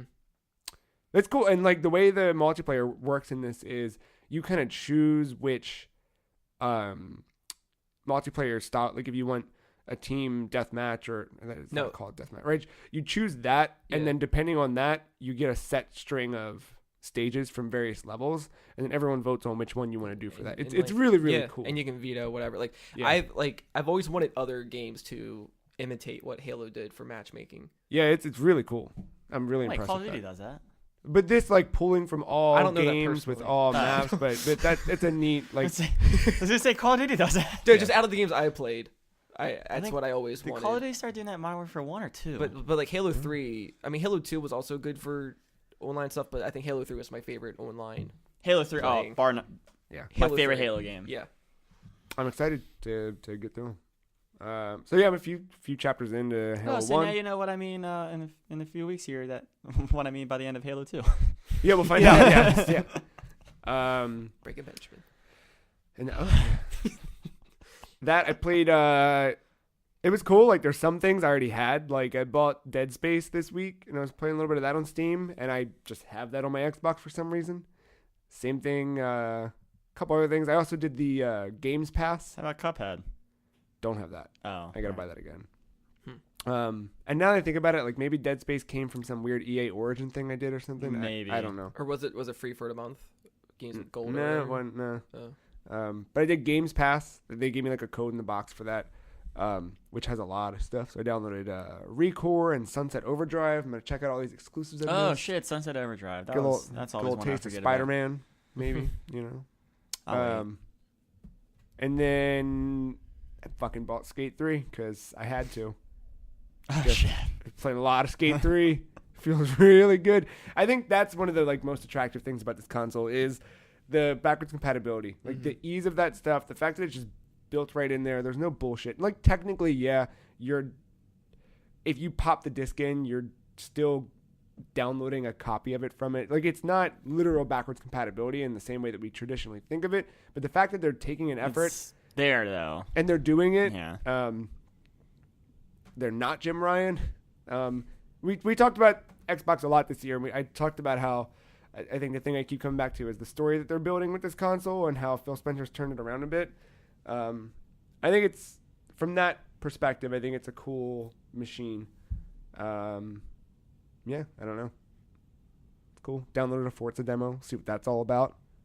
It's neat. And then my brother's got one now, so him and I can play stuff together. You should do EA Access and get yourself that Battlefront 2 demo. That's while you're what. at it. Oh, the Battlefront 2 one. Yeah. Now my brother has that, and he's been playing Battlefield 1. That's a good game. I know. See, that's a good one. And I'm looking. I'm going to see if I can get a free trial of EA Access, and if I can, him and I are going to do Titanfall 2. The fuck? Do you need EA access for that? No, but I don't want to pay for it. You don't have to. You have it. Yeah, I know. Fuck. Me too. Oh, I'll download it on both of them for Christ's sake. No, that's bullshit. It takes your brother to fucking play Titanfall 2 and been saying, "Oh, I'm ready." No. Hop into a goddamn mech. I got you. I was full. I have it on PS4. I was with you, and then this was just. You and I have so many other things we already play together. Him and I have nothing. And when I kept saying, "Dude, you should do," he was like, "I don't care about that." And I was like, "Well, where's the medium? Where can I meet him in the middle?" That was the one. Maybe I don't know. He probably won't leave Battlefield. But yeah, it's cool, man. Dope deal too. $200 for all of it for the system That's nice. with all 5 Halo games plus some other bonuses peppered All in there. 5? Oh, yeah, Reach. Master Chief gives you 1 through 4. I got Halo 5 in the box as well. Oh, it doesn't give you Reach. No, Wasn't it supposed no. to? You don't get Reach or ODST. I don't count ODST. Yeah, that's an okay one. I never played it. I don't count it. I like the Orbital Drop Shop Troopers. Nathan Fillion is one of them. It's pretty Yo, cool. Master Chief or nothing. It's cool though. I'm excited. I'll have more as the story develops, but it's pretty cool. Is that why you're pissed off that you have shit to play? Because you can't go backwards? Can't go back in Yeah, time for a bit? of course, yeah. I'm like falling in, man. It's cool. Yeah, we're in 2017. You can't go back to 2004. Dude, I'm even in 2000. Not gonna lie, I think you should give Gears of War a shot. I played Gears 1. I just never went past it. No. Well, yeah, go past it. Because Yeah. like they've improved. I feel like since They're then. all on. So that's the really cool thing with Games Pass for someone like me jumping into this ecosystem for first time in like 7 or 8 years. There's all this shit that Microsoft has published, and it's all on Games Pass. So like, fucking even stuff like the Viva Pinata games are on there. The Banjo games are on there. Perfect Dark Zero's on there. Rare Replay? No, Alright. but I'm buying that. Alright. Don't you worry. But yeah, all of Gears 1, 2, 3, 4, or I think if 4 is not there yet, it's coming next week or something like that. Oh, well, didn't they do the Gears 1 remaster and then update it? Yeah, Yeah, they did. Yeah, That would be worth checking out. yeah. No, there's a lot of stuff like that's not a good co-op game. yeah. Didn't we do a holiday wish list a year ago about this Oh shit? yeah, we did. Yeah, let's rewind. Go back. Go bang that. Yeah. Or did we even do one for Xbox? Because none of us own one. I don't know. I don't remember. I think we maybe now made you can some. Play Shovel Knight, and You know, it's fun. Like you that can was fight one of the, Battletoads. that was honestly, I was like, all right, what am I gonna download? And I was like, probably Shovel Knight. Play those Battletoads first. I was like running through the checklist of like, oh yeah, like before I even You thought. got one of the Sunset Overdrive. greatest first-person shooters on your console, but you go back and rebuy Shovel Knight. Rebuy and play one level of Shovel Knight. Yeah. It's also on PC. I Same can't talk about fight. rebuying. I bought Rocket League 3 times. Yeah. I Technically almost bought twice, that. but- I saw that and I was like, oh, I wonder if there's anything different about. No. I own not Shovel doing it. Knight on 3DS and Wii U. I got there in Steam and PS. Yeah. So yeah, you guys ready for a little break? Didn't mean to bait and switch you there, but cool. Well, we'll be right back after this little break. We'll talk about some news. Be right back.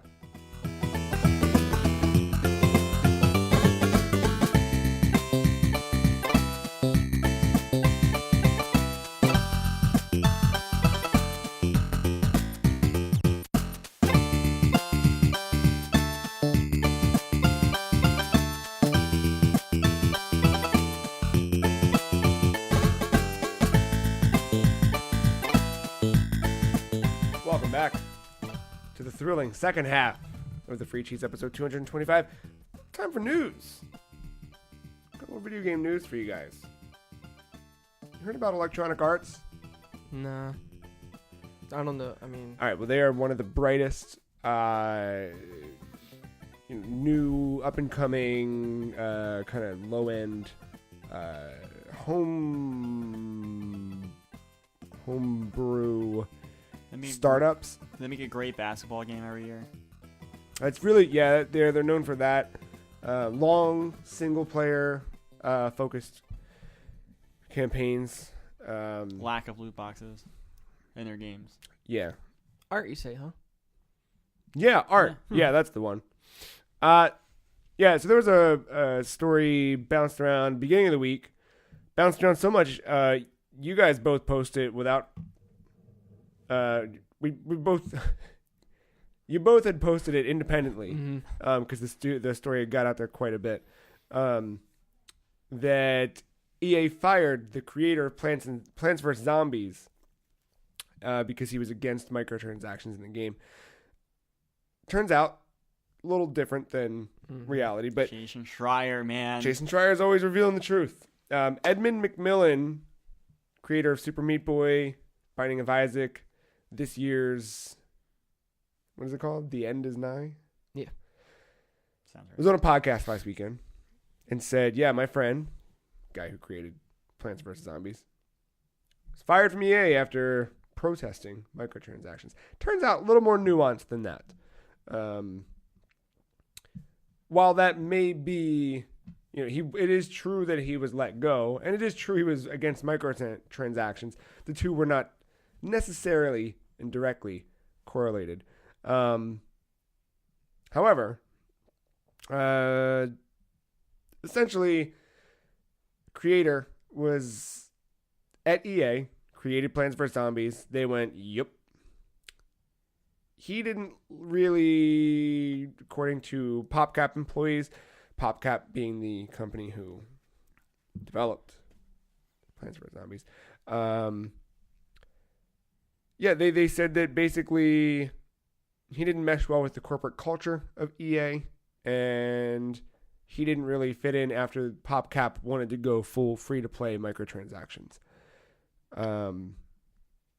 Essentially, the way Jason Schreier's article sums it up is that there were no cartoon villains at EA cackling maniacally, firing anyone who didn't want to be aboard.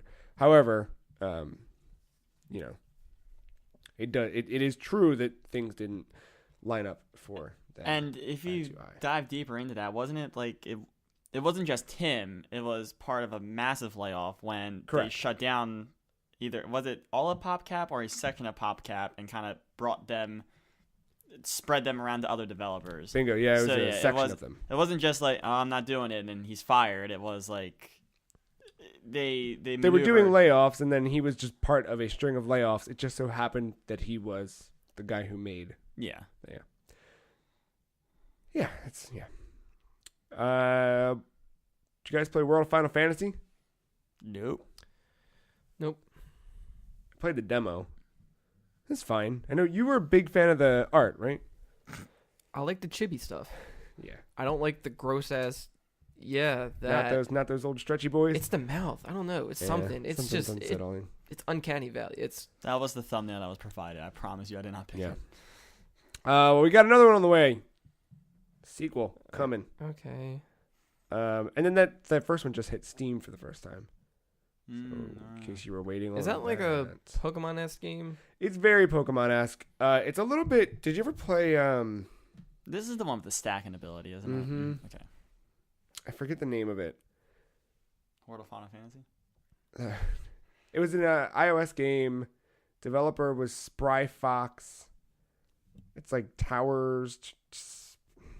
Hold on. Let me get my Bing machine out. Tower Siege? Oh, I'm just making up words. It had bears. Triple Town? They were the developers behind Road Not Taken and Bushido Bear. Okay. A lot of bears in their games. But yeah, they had a game called Triple Town where you like stack bears. I got a vibe of that playing that demo for World of Final Fantasy. But yeah, basically you would collect creatures from the Final Fantasy universe. Thank you. And then you'd kind of stack a maximum of 6 of them, and that was kind of how you battled. It was sort of a celebration of the franchise while... Yeah, I don't know. Like... It was infamous for being the game before the Final Fantasy VII reveal. Right, yeah. That got quickly overshadowed. Immediately. In its own right, I think it's probably pretty cool, but really all that made me do, just like Dissidia, where I was like, oh, Dissidia is cool. It just made me go, oh, I just want to go play the Final Fantasy games I like. So, did you know that Square Enix was still apparently showing interest in bringing 14 to Switch? 14 to Switch. Having positive discussions, air quotes. I'm all right with that. I mean, that game ran on PS3, right? Yeah. Yeah, it still does, doesn't it? Probably. Yeah. I guess I just feel like that would have more trouble than 15 for some reason. But yeah, no. Just because 15, Nintendo needs to have their own line structure together, but right. But I guess I thought the maps in 14 would be bigger than 15. 'Cause 15 was broken up into little towns. Draw distance, you can manipulate that stuff. Yeah. I mean, you can look at Rocket League and see what they did to scale down the visuals to make that game work. I mean, to be fair, that's just an arena. You're not really going anywhere. Yeah, but just in that arena, you can see the draw distance. Okay. Yeah. Like pixelation. Yeah. And there's a lot of particle effects in that game too. Like, I don't know, if you see that game on Steam or on PS4, like I didn't pay attention to it until I got the Switch version. Like the grass flows. Yeah. The particles, the explosions all look crisp. And then you play the Switch version and it still looks fine, but you just don't have that same detail. Oh. Okay. This was a surprise that I was happy to be surprised by. Sega out there teasing games, revealing games. Sega. Why are you making that face? Like I'm about to say something's going to upset you. What are they teasing? They already teased it. They already revealed it. Shenmue 3. Everything's, well. Valkyria Chronicles 4. Okay, yeah. I'm happy about this. Yeah. I never played them. I have it on Steam. Never touched it. Oh, nice. Been wanting to, though. I've mainly picked it up because it features characters from Skies of Arcadia. And I didn't know like if that was just like how canon that is with that series. Or if it's just a nod. Right, but they seem pretty important from the looks of it. Huh. Like it's such specific cast of like why this, yeah. A lot of detail. There's a trailer out. Features a coming-of-age story in a time of war. Did you watch the whole trailer with that?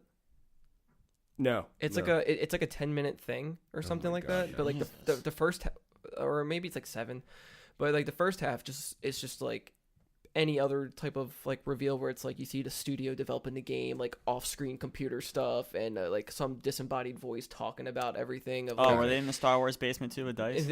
Well, and you think it ends there, but then it focuses on What, like, it actually reveals gameplay. the game and everything. And I was That's like, kind of cool. oh Oh, cool. So we didn't have to wait 2 years. That's cool. yeah.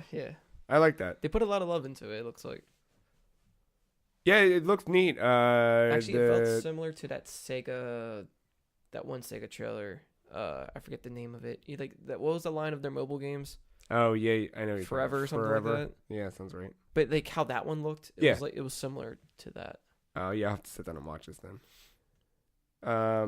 It's cool because the first one was PS3, and no, I don't want to open an app or an ad.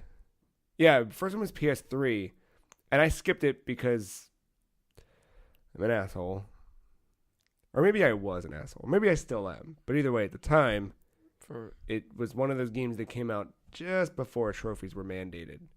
So the fact that I had to play through that game and not earn a single trophy, It's the worst. meant I wasn't playing that game. Valkyria Chronicles. Yeah. The second one came out PSP. And did that one even come out here? I'm not sure. I know there was 3, and that one was only... I don't remember a 2 or 3. I just remember the 1. They were both PSP.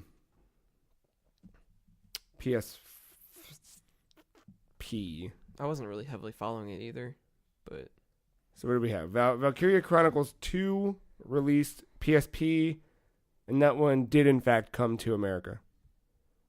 The third one, I believe, was Japan only. didn't they take a turn in gameplay and became more like action oriented at some point? That was the one that came out on PlayStation 4 and Vita, Valkyria Revolution. Yeah, apparently people didn't like that one too No. much, but It's I like an feel like action RPG. and I feel like that's why I would like it. Yeah. but I'm willing to give it a shot still. Yeah, I don't know. I kind of like this like. I feel like if Advance Wars was to go in a direction, I would want it to look like this. Yep. It's like a nice, clean anime looking style, but not in like a diminishing way, I guess, because I know that's like an acquired taste. No, yeah, it doesn't take anything away from it. They did remaster the first one on PS4, so you can play that if you want to. But yeah, so 4 is announced, coming out 2018. Switch, Xbox One, PS4. All right. Yeah. It's cool it's coming to Switch. But that's like a tactical strategy game, isn't it? Yep. Yeah. Maybe I'll dive into that remaster. I feel like you'd like that. I feel like if you really got into like Advance Wars and Fire Emblem and that shit, you'd be pretty good on it. I don't know. That's the thing. I play those types of games for 5 hours, and then I'm like, it's exhausting mentally. Yeah.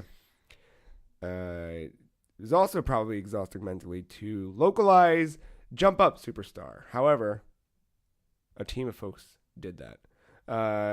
This is a neat little story. So I don't know if you guys know, but Nintendo's Treehouse has a blog on Tumblr. I feel like I did know that.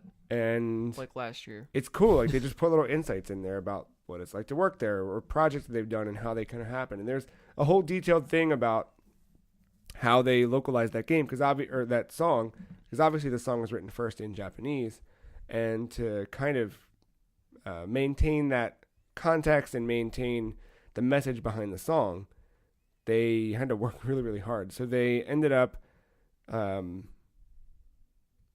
of running run a literal translation, and he lists it all out. The guy who wrote this, Chris something. Am I right?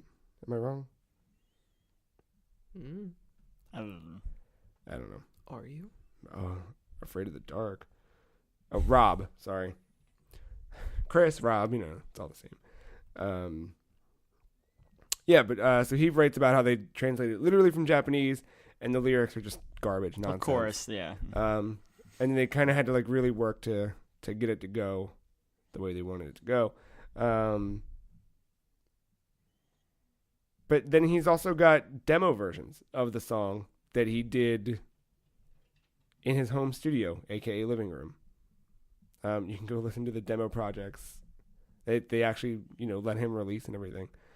And he said he's singing it down a sixth in E flat, because singing the original key of C was not going to happen for me. So it's him actually singing the song that they did. It's really, really neat insider stuff that if you're interested in that. I remember looking up the voice actress for Pauline. Oh, yeah. Who was singing the song. Yeah.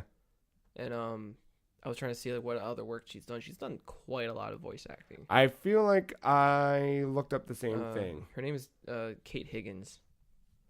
But like the most notable that I saw was that she was Sakura in Naruto, but in Fire Emblem Warriors she's Lisa, which is from Awakening. I think that's Crom's sister. A couple other games, like she did Agents of Mayhem. Apparently she was in the most recent Dot Hack release for PS4. You missed her biggest role. Oh, which one? Between 2011 and 13, she voiced Miles Prower. Oh, that's Prower. Right. You know Miles Prower? Why does that sound? Tails. Miles Tails Prower? Like Sonic Tails. That's why I don't know it. that explains everything, and that explains... I know. That explains everything. In other news, there's a Sonic t-shirt in Sonic Forces. I had that as potential news, like ironically. I'm sorry to tell you.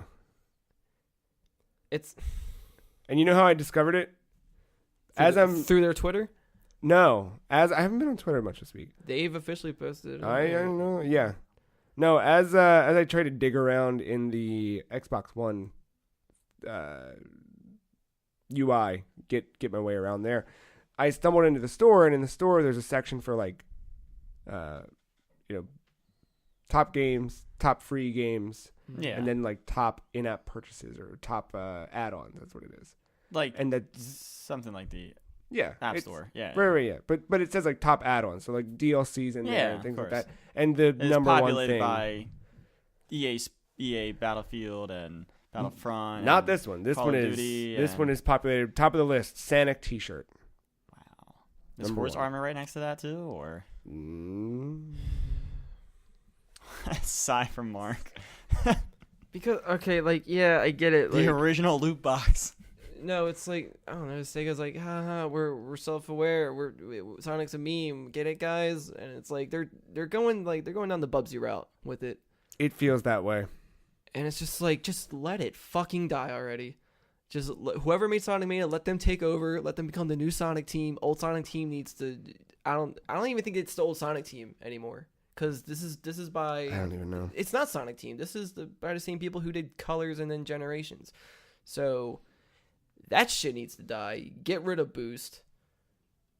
That's all I have to say. Yeah, It's keeping the Sonic further in the news through a crowded Thanksgiving sale. I think only because the further along it goes, the more I'm like, come on, dude. Why do you keep just? They're really trying to keep it alive.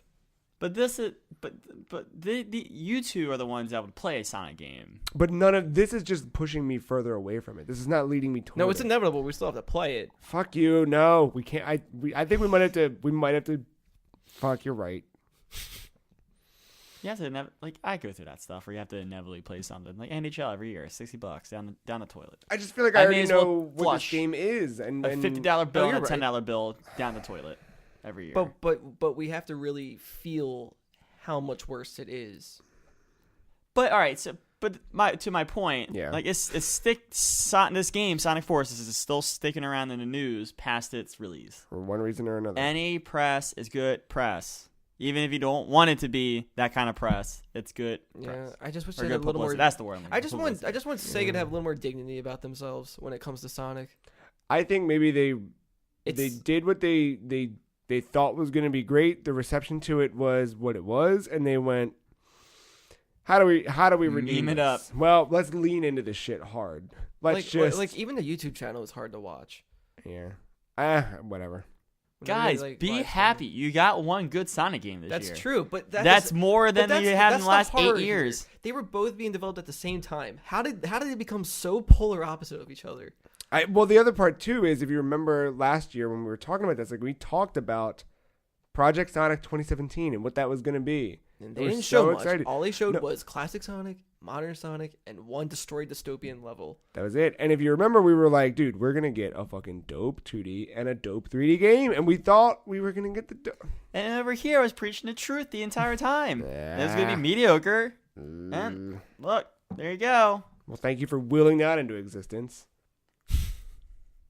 Did you make DeviantArt? Is that you? Oh, you were the founder of DeviantArt. Yeah, I wish. Matt, you like games? That's your best segue? Yeah. That's the best segue you got. Where are you going? You play any Splatoon 2 lately?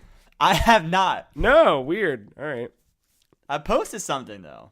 Yeah. Yeah. Splatoon 2 guys. I got interested. Can somebody explain to me why this has no party play and whatever? Yes. How please, the hell God. how do you spike your hair as a squid? What did you do to mutilate your head? You're not a squid and you're not a kid, but are you a squid or are you a kid? That's the real questions. You're both. I have the most Exactly. inappropriate answer that's related to there's something about Mary. But every hairstyle has like tentacles and shit. And this is some self-mutilation, man. This is... The answer is in there's something about Mary. I am positive that there's a someone has written about this for you. If you want to know, you can look. Remember no that website I It's found? actually the teeth of the squid. Remember the website I found at DeviantArt? Let me tell you, I got an email the other day saying, Joe, your Miiverse post history is ready. So if you want, Mark, you could dig through someone else's Miiverse post history. I'm sure you could find the answers you're looking for. Check on that Wii U. Ooh. 2 updates coming to Splatoon 2. Major updates. Major. Here we go. Let's name them. Number 1, adds new gear, hairstyles, 4 new stages, new salmon run stage, and increases the level cap. Yes. 50 yes. to 99. Yes. I thought yes, you said yes. I thought you said adds as in that's a feature. Oh no. I was like, what? Why are you so stoked about this? That's good. Like Yeah. that's the way you support a game. Yeah, and yeah, like yeah. when you see Call of Duty pull this shit every year where it's like $50 for a total of 12 maps. Usually 4 map packs and it's like 3 or 4 per. Like that shit's dumb. When you see Battlefront, like they kind of did it. Were going in the right direction about adding stuff for free, but then you got this whole loot box scandal, so that feels scummy.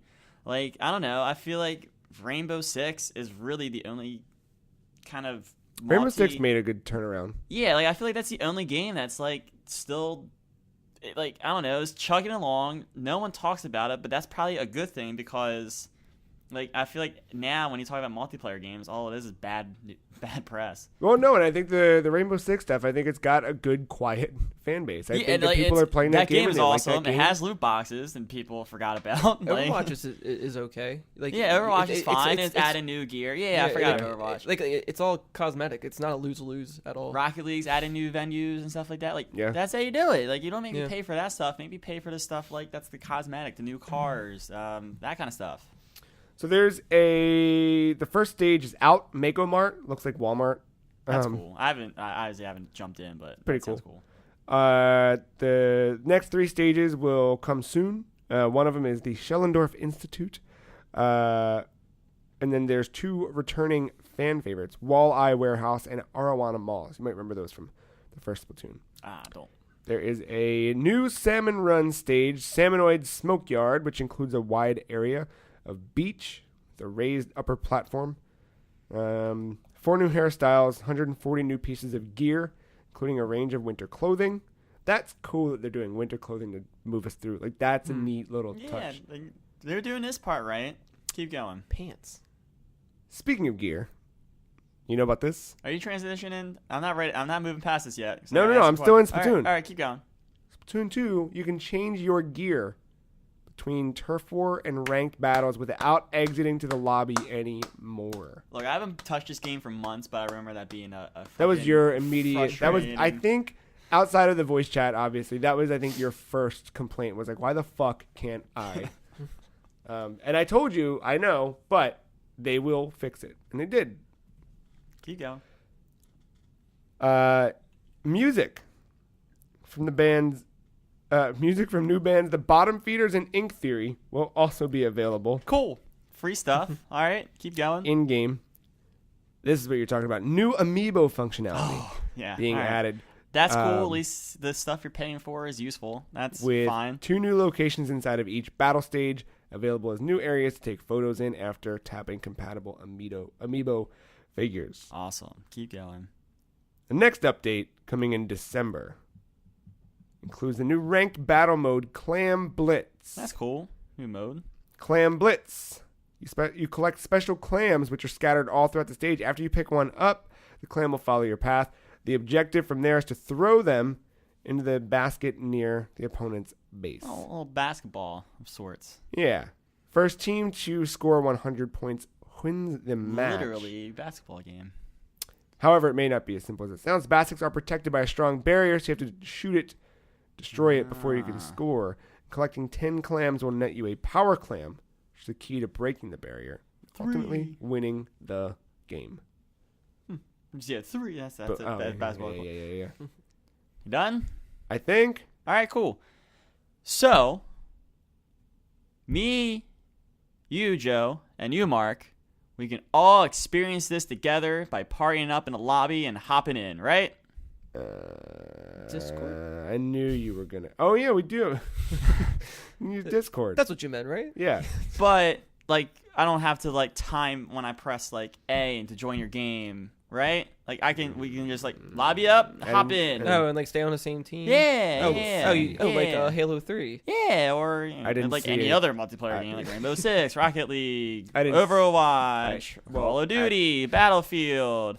I Literally any multiplayer game that's on PlayStation 4 or Xbox or Steam. I didn't see anything about that. All right, then I'm not coming back to it anytime soon. Check back in January. They want me to pay for a service come March, and I can't fucking party up in a game. How? I wonder how much of it is this game specifically, or Nintendo saying, "Hey, you can't do this shit until we have our shit together, and we're not gonna have our shit together until March." Maybe I don't know if that's it or not. I don't Probably know. with everything. It has to be the game because seemingly I haven't done it yet, but seemingly on Rocket League I can do it like that, and that was a snap of my finger. I don't know. I don't know. Maybe we'll find out soon. There is a blank listing on the Nintendo Direct YouTube page, which means Something's coming. something's coming. I think my prediction, my last minute prediction, the end of last episode. I know didn't- Japan was getting something for December, and or no, it might have happened already, but it was for a game that we're not getting. Does Xenoblade come out yet? No, second, I think. Or All right, okay. first, something like that. It's next week. Jesus, it's next week. The embargo lifted though, so people are out there okay. talking about it. One more. I don't know if you guys care about this. This is potentially not real, but it seems pretty damn real. There's a lot of information here. A lot of people backing it up.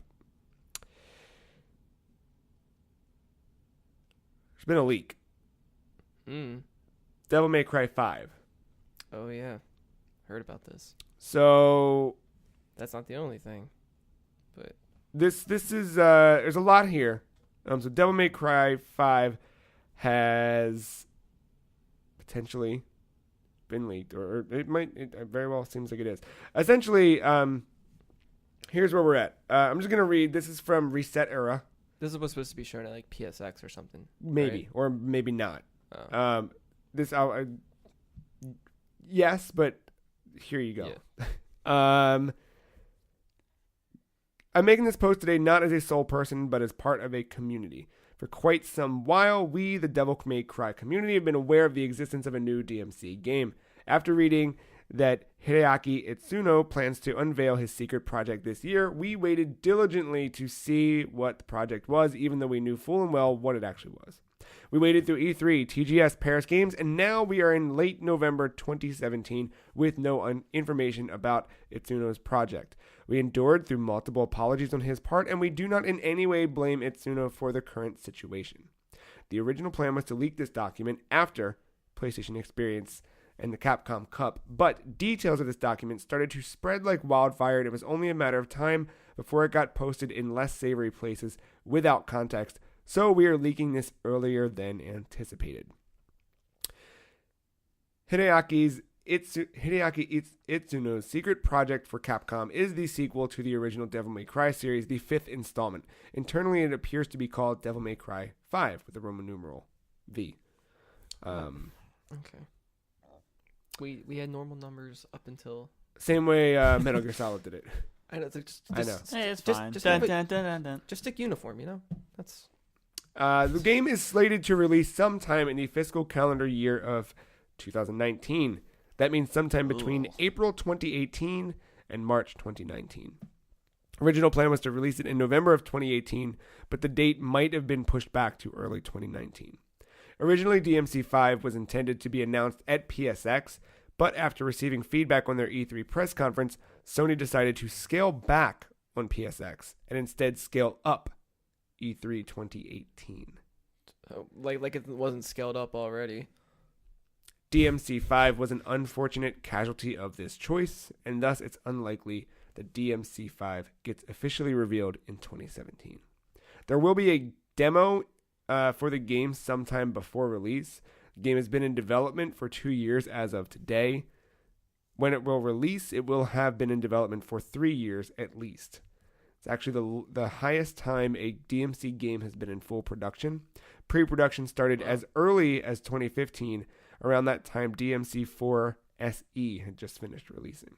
That was the special edition they did, right? Mm-hmm. Yeah. There have been no development hiccups, and as stated, the development has in fact been progressing smoothly. There is some form of PlayStation exclusivity involved. Sony is paying for some of the funding for the game, but the extent of it is not known. Could be completely PS4 exclusive, console exclusive, or timed exclusive. If the game is announced publicly, then it will be at a Sony event, which is why many people thought that it was going to be at PSX. The trailer has been ready for a while now. The initial trailer is 1 minute 50 seconds long. They may add new cuts or make an extended version since some time has passed from when it was made. It's mostly focused on story, characters, and cutscenes. A city-like setting is shown in the trailer, not that different from Fortuna City in DMC4.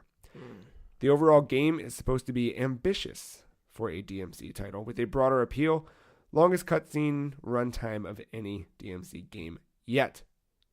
The development team, Itsuno's team that worked on previous DMC games in Dragon's Dogma, is working on DMC5. Yuji Shimomura is returning as the cutscene director. He worked on DMC 3, 4, and Bayonetta's cutscenes. Ruben Langdon is reprising his role as Dante. Johnny Young Bosch is reprising his role as Nero. Dan Southworth is reprising his role as Virgil. No word on the actresses who played Trish and Lady, if they will be returning. Anya Fiore is helping with the soundtrack. She did the song for DMC4 SE's launch trailer. This next part is potentially big spoilers. Do you guys dare me to keep continuing? Sure, but before you do that, for Johnny Young Bosch, he was the Black Ranger in like part 2 of the Power Rangers. Keeper plays Zack. Okay. But he voiced like the main guy in Trigun. He's done a lot of voice work. Oh, okay. There was I think it was a Comic-Con or some convention recently. I saw a video where like a fan asked him about Devil May Cry 5, and he just like was quiet for longer than you would normally be quiet for it to be funny. He just had nothing to say, and it was for like a good 2 minutes. Weird. And everybody was just like applauding. Huh. Interesting. Yeah. Yeah, I think that's why people like we know this game's real. It's just a Yeah. matter of where is it going to be announced? Does this talk about the timeline of when this game might take place? It picks up after DMC4. Damn it, so it's not. Okay. More than one playable character in the game. Dante, obviously playable. Nero, possibly playable as well. Up to 3 playable characters have been suggested for now. This is the most serious Dante has been. Seeing a new side of Dante. Still plays with his enemies and has his usual over-the-top flair, but it's going to be more personal for him. Third character is expected to be playable as well. Said to be very powerful.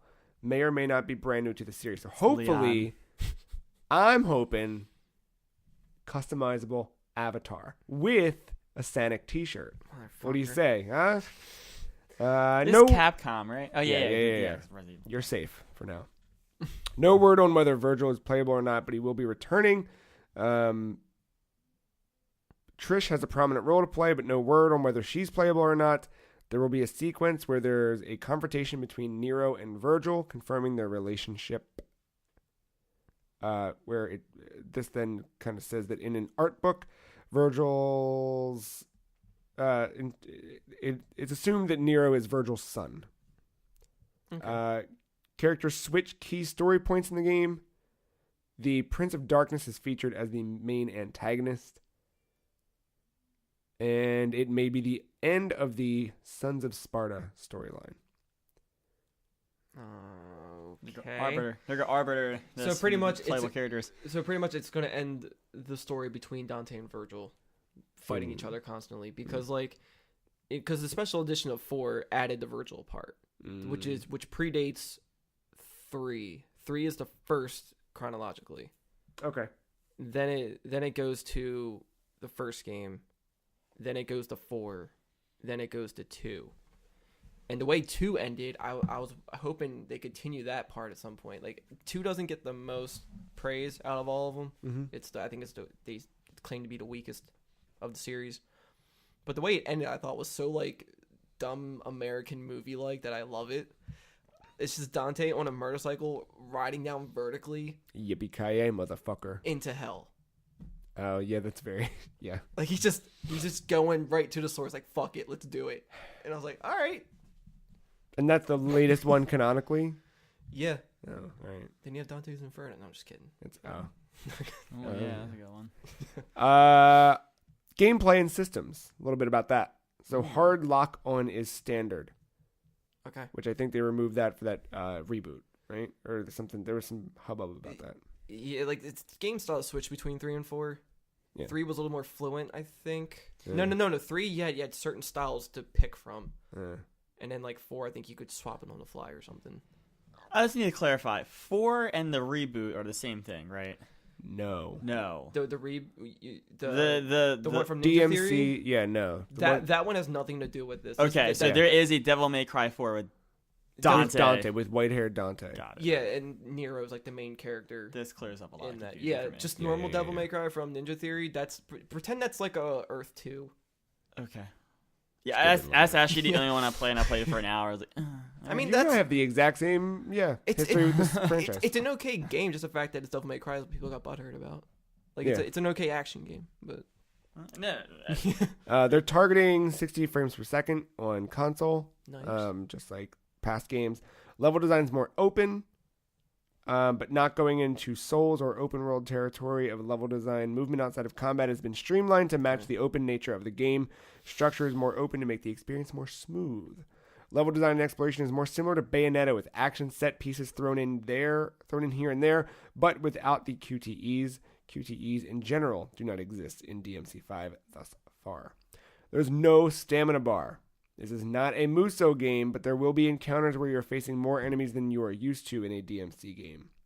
There's some online integration, but definitely no multiplayer PvP.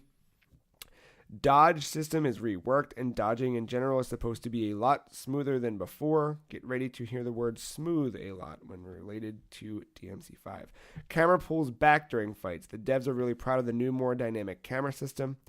Animations are being improved to be less stiff, big emphasis on cloth physics.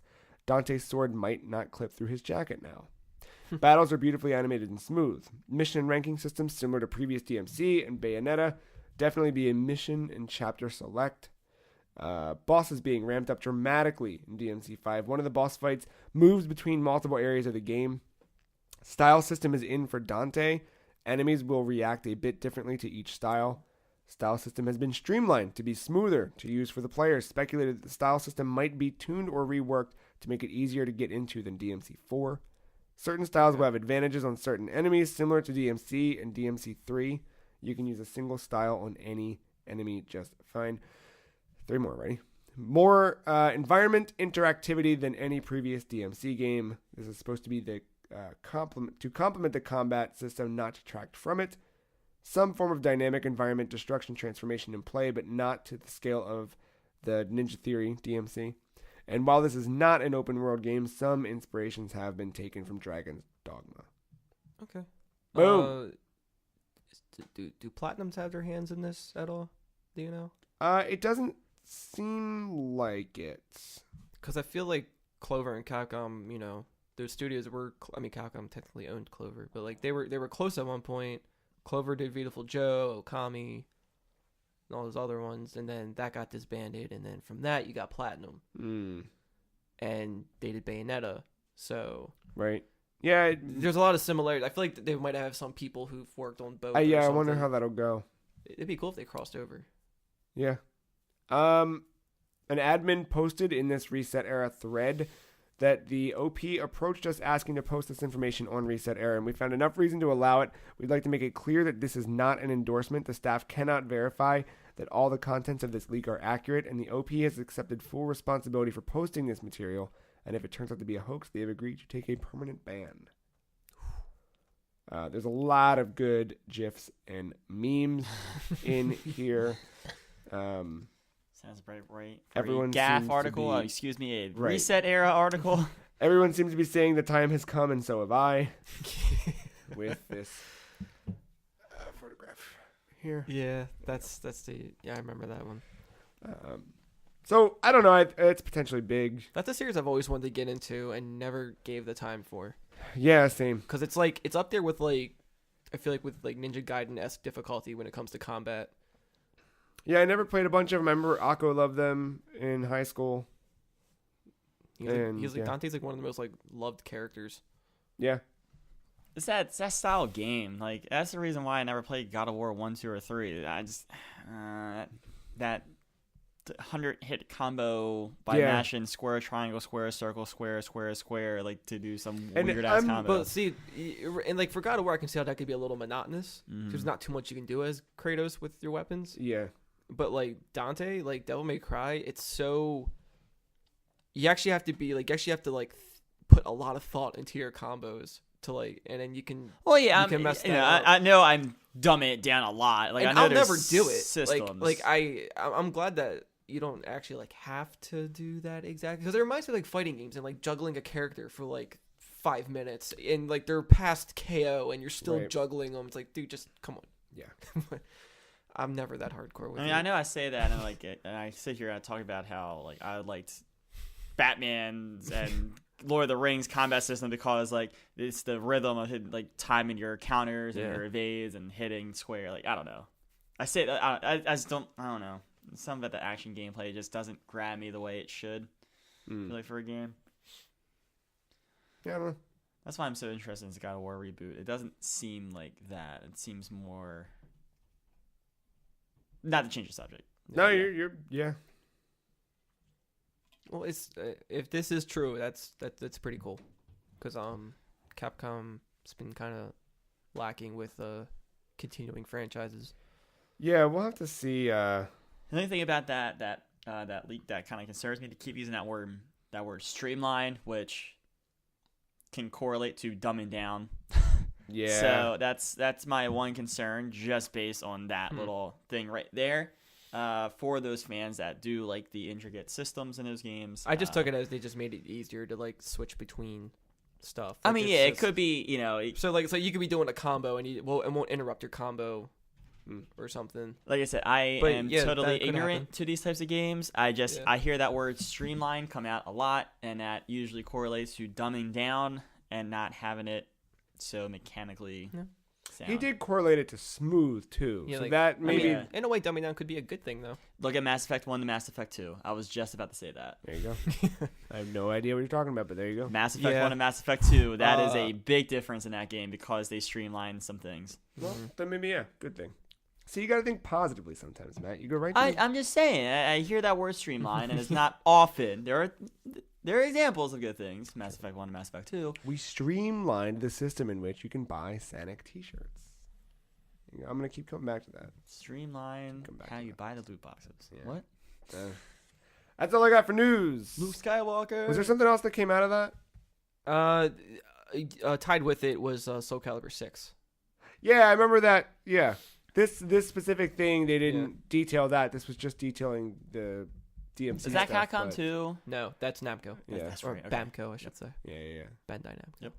Yeah, we were talking about that in the car the other day. Yeah. Yeah, I don't know about that. And then there was also some weird rumor about a new SOCOM game, which what fucking developer is doing it? I think we know what every Sony studio is up to a degree, besides fucking Dreams. Maybe that's why Ben fucking. Maybe that is what Dreams is. Dreams is just SOCOM. Yo, if Media Molecule Made a SOCOM. I'm in. It would be the cutest SOCOM ever. What if they just did like a whole separate thing and just made it the grittiest fucking shooter? I'd be okay with that. Maybe that's why Days Gone looks so fucking dumb, because they're actually working on. It's a front. Yeah, it's a front for SOCOM. Ugh. Now I'm dying to see what else PlayStation has hiding. Cause I'd rather Siphon Filter when than is that? SOCOM. What's that? When's PSX? Soon. Should be soon. Let's Should see. be We real got when's that Jeff Keighley show? Oh, is that like 7th. not this week? Next week? It's soon. Yeah. I won't be here for that. When is it? What It's like day? on Wednesday night, isn't it? Thursday night? It's a Thursday. I don't know. My calendar's not moving. I'll make sure I'm here. It is the 7th. Yeah. Yeah. Check my work calendar. I feel like right now. PSX would be a week after that. The what? I feel like PSX would be a week after that. Or it might be that weekend. I don't know. Or, yeah. I'll bang it real quick. PSX. That's not what I'm looking for. Oh god, what you get? Just some stupid ass stock company. I don't know what the fuck that is. You binged that, right? Try Googling it. Tell me if that gives you anything better. Hold on, I was checking my work calendar, but if I must, It's the words you use too. I literally typed in Oh, PSX. That's it? PSX. You gonna put PSX 2017 date It's or Phillips something? 66. But if I scroll down, If you scroll down, you get goddamn nothing. It's all that. Don't tell me Bing's wrong. PSX 2017 dates and location, Son of a bitch. right there. GameSpot. Anyway, December Yep. 9th and 10th. Yep. December yeah. You just have to 9th scroll past the and 10th. bullshit. So it's that same weekend. So we got That was the first result. Fuck. That's a. It's a chunky week. about Yeah, 2 weeks from now. 2 weeks from now, we will know Jeff Keighley's Game Awards. Maybe next week. we'll make Excuse some- you. It's King Keeley. Pope Keighley. Oh, now he's a pope now. He's a Doritos Pope. You've seen the pics. Oh, Come God. on. That's right. So yeah, maybe next week we'll predict what is gonna win. Well, we all know next week's show and tell. Yeah, that's true. And then a week after that, or a couple days after PSX. So we'll find out what the hell's going on, I suppose. Yeah. 7-4. On what? Keighley Game Day? Award. Keeley Day. Yeah, I'm all right. There you go.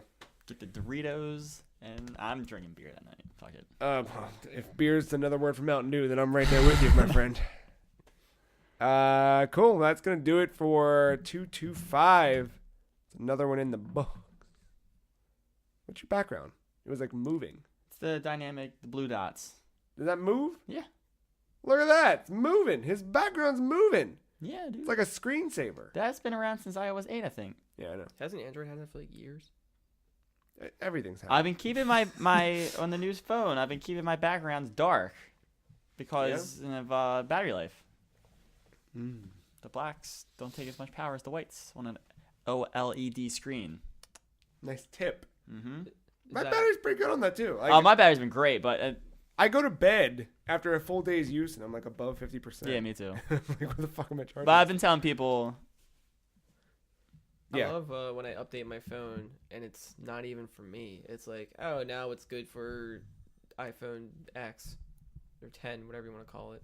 10. And I'm just like, I just roll my eyes like, oh, get with it, guys. It's not DMCV. I got myself attuned to saying iPhone 10 at when we talked about earlier an Xbox X. I was like, oh, it's an Xbox 10. Oh, wait, hold on. yeah. X's mean nothing. Sure, it's been the fucking elite, like I predicted back in June. I know. How do you market an Xbox Elite? He said it though. They thought about it. I know. That was close. I know. Oh god. I know. I thought about it too. You can think about us all week long till you see us, hear from us next week. Holy shit. It'll be December next time you hear from us. And then we'll be gone till November. If you enjoyed this episode, find it. The rest of them, freecheese.com, iTunes, Google Play, YouTube. Follow us on Twitter. The Free Cheese is at Some Free Cheese. Mark is at _mental. Matt is at MattyIce131. I am at The Free Cheese. That's it. That's us. Thank you. Thanks, Mark. Thanks, Matt. Thanks, listeners. We'll see ya next time in the cold. Is it going to be real cold next week? It's going to be cold in the D. Oh, yeah. It's so cold in the D for me. I'm going to go play my Xbox. Are you? Yeah. You can edit this shit. I'm going to play some games. I'm not editing anything. We'll see you next time. Bye.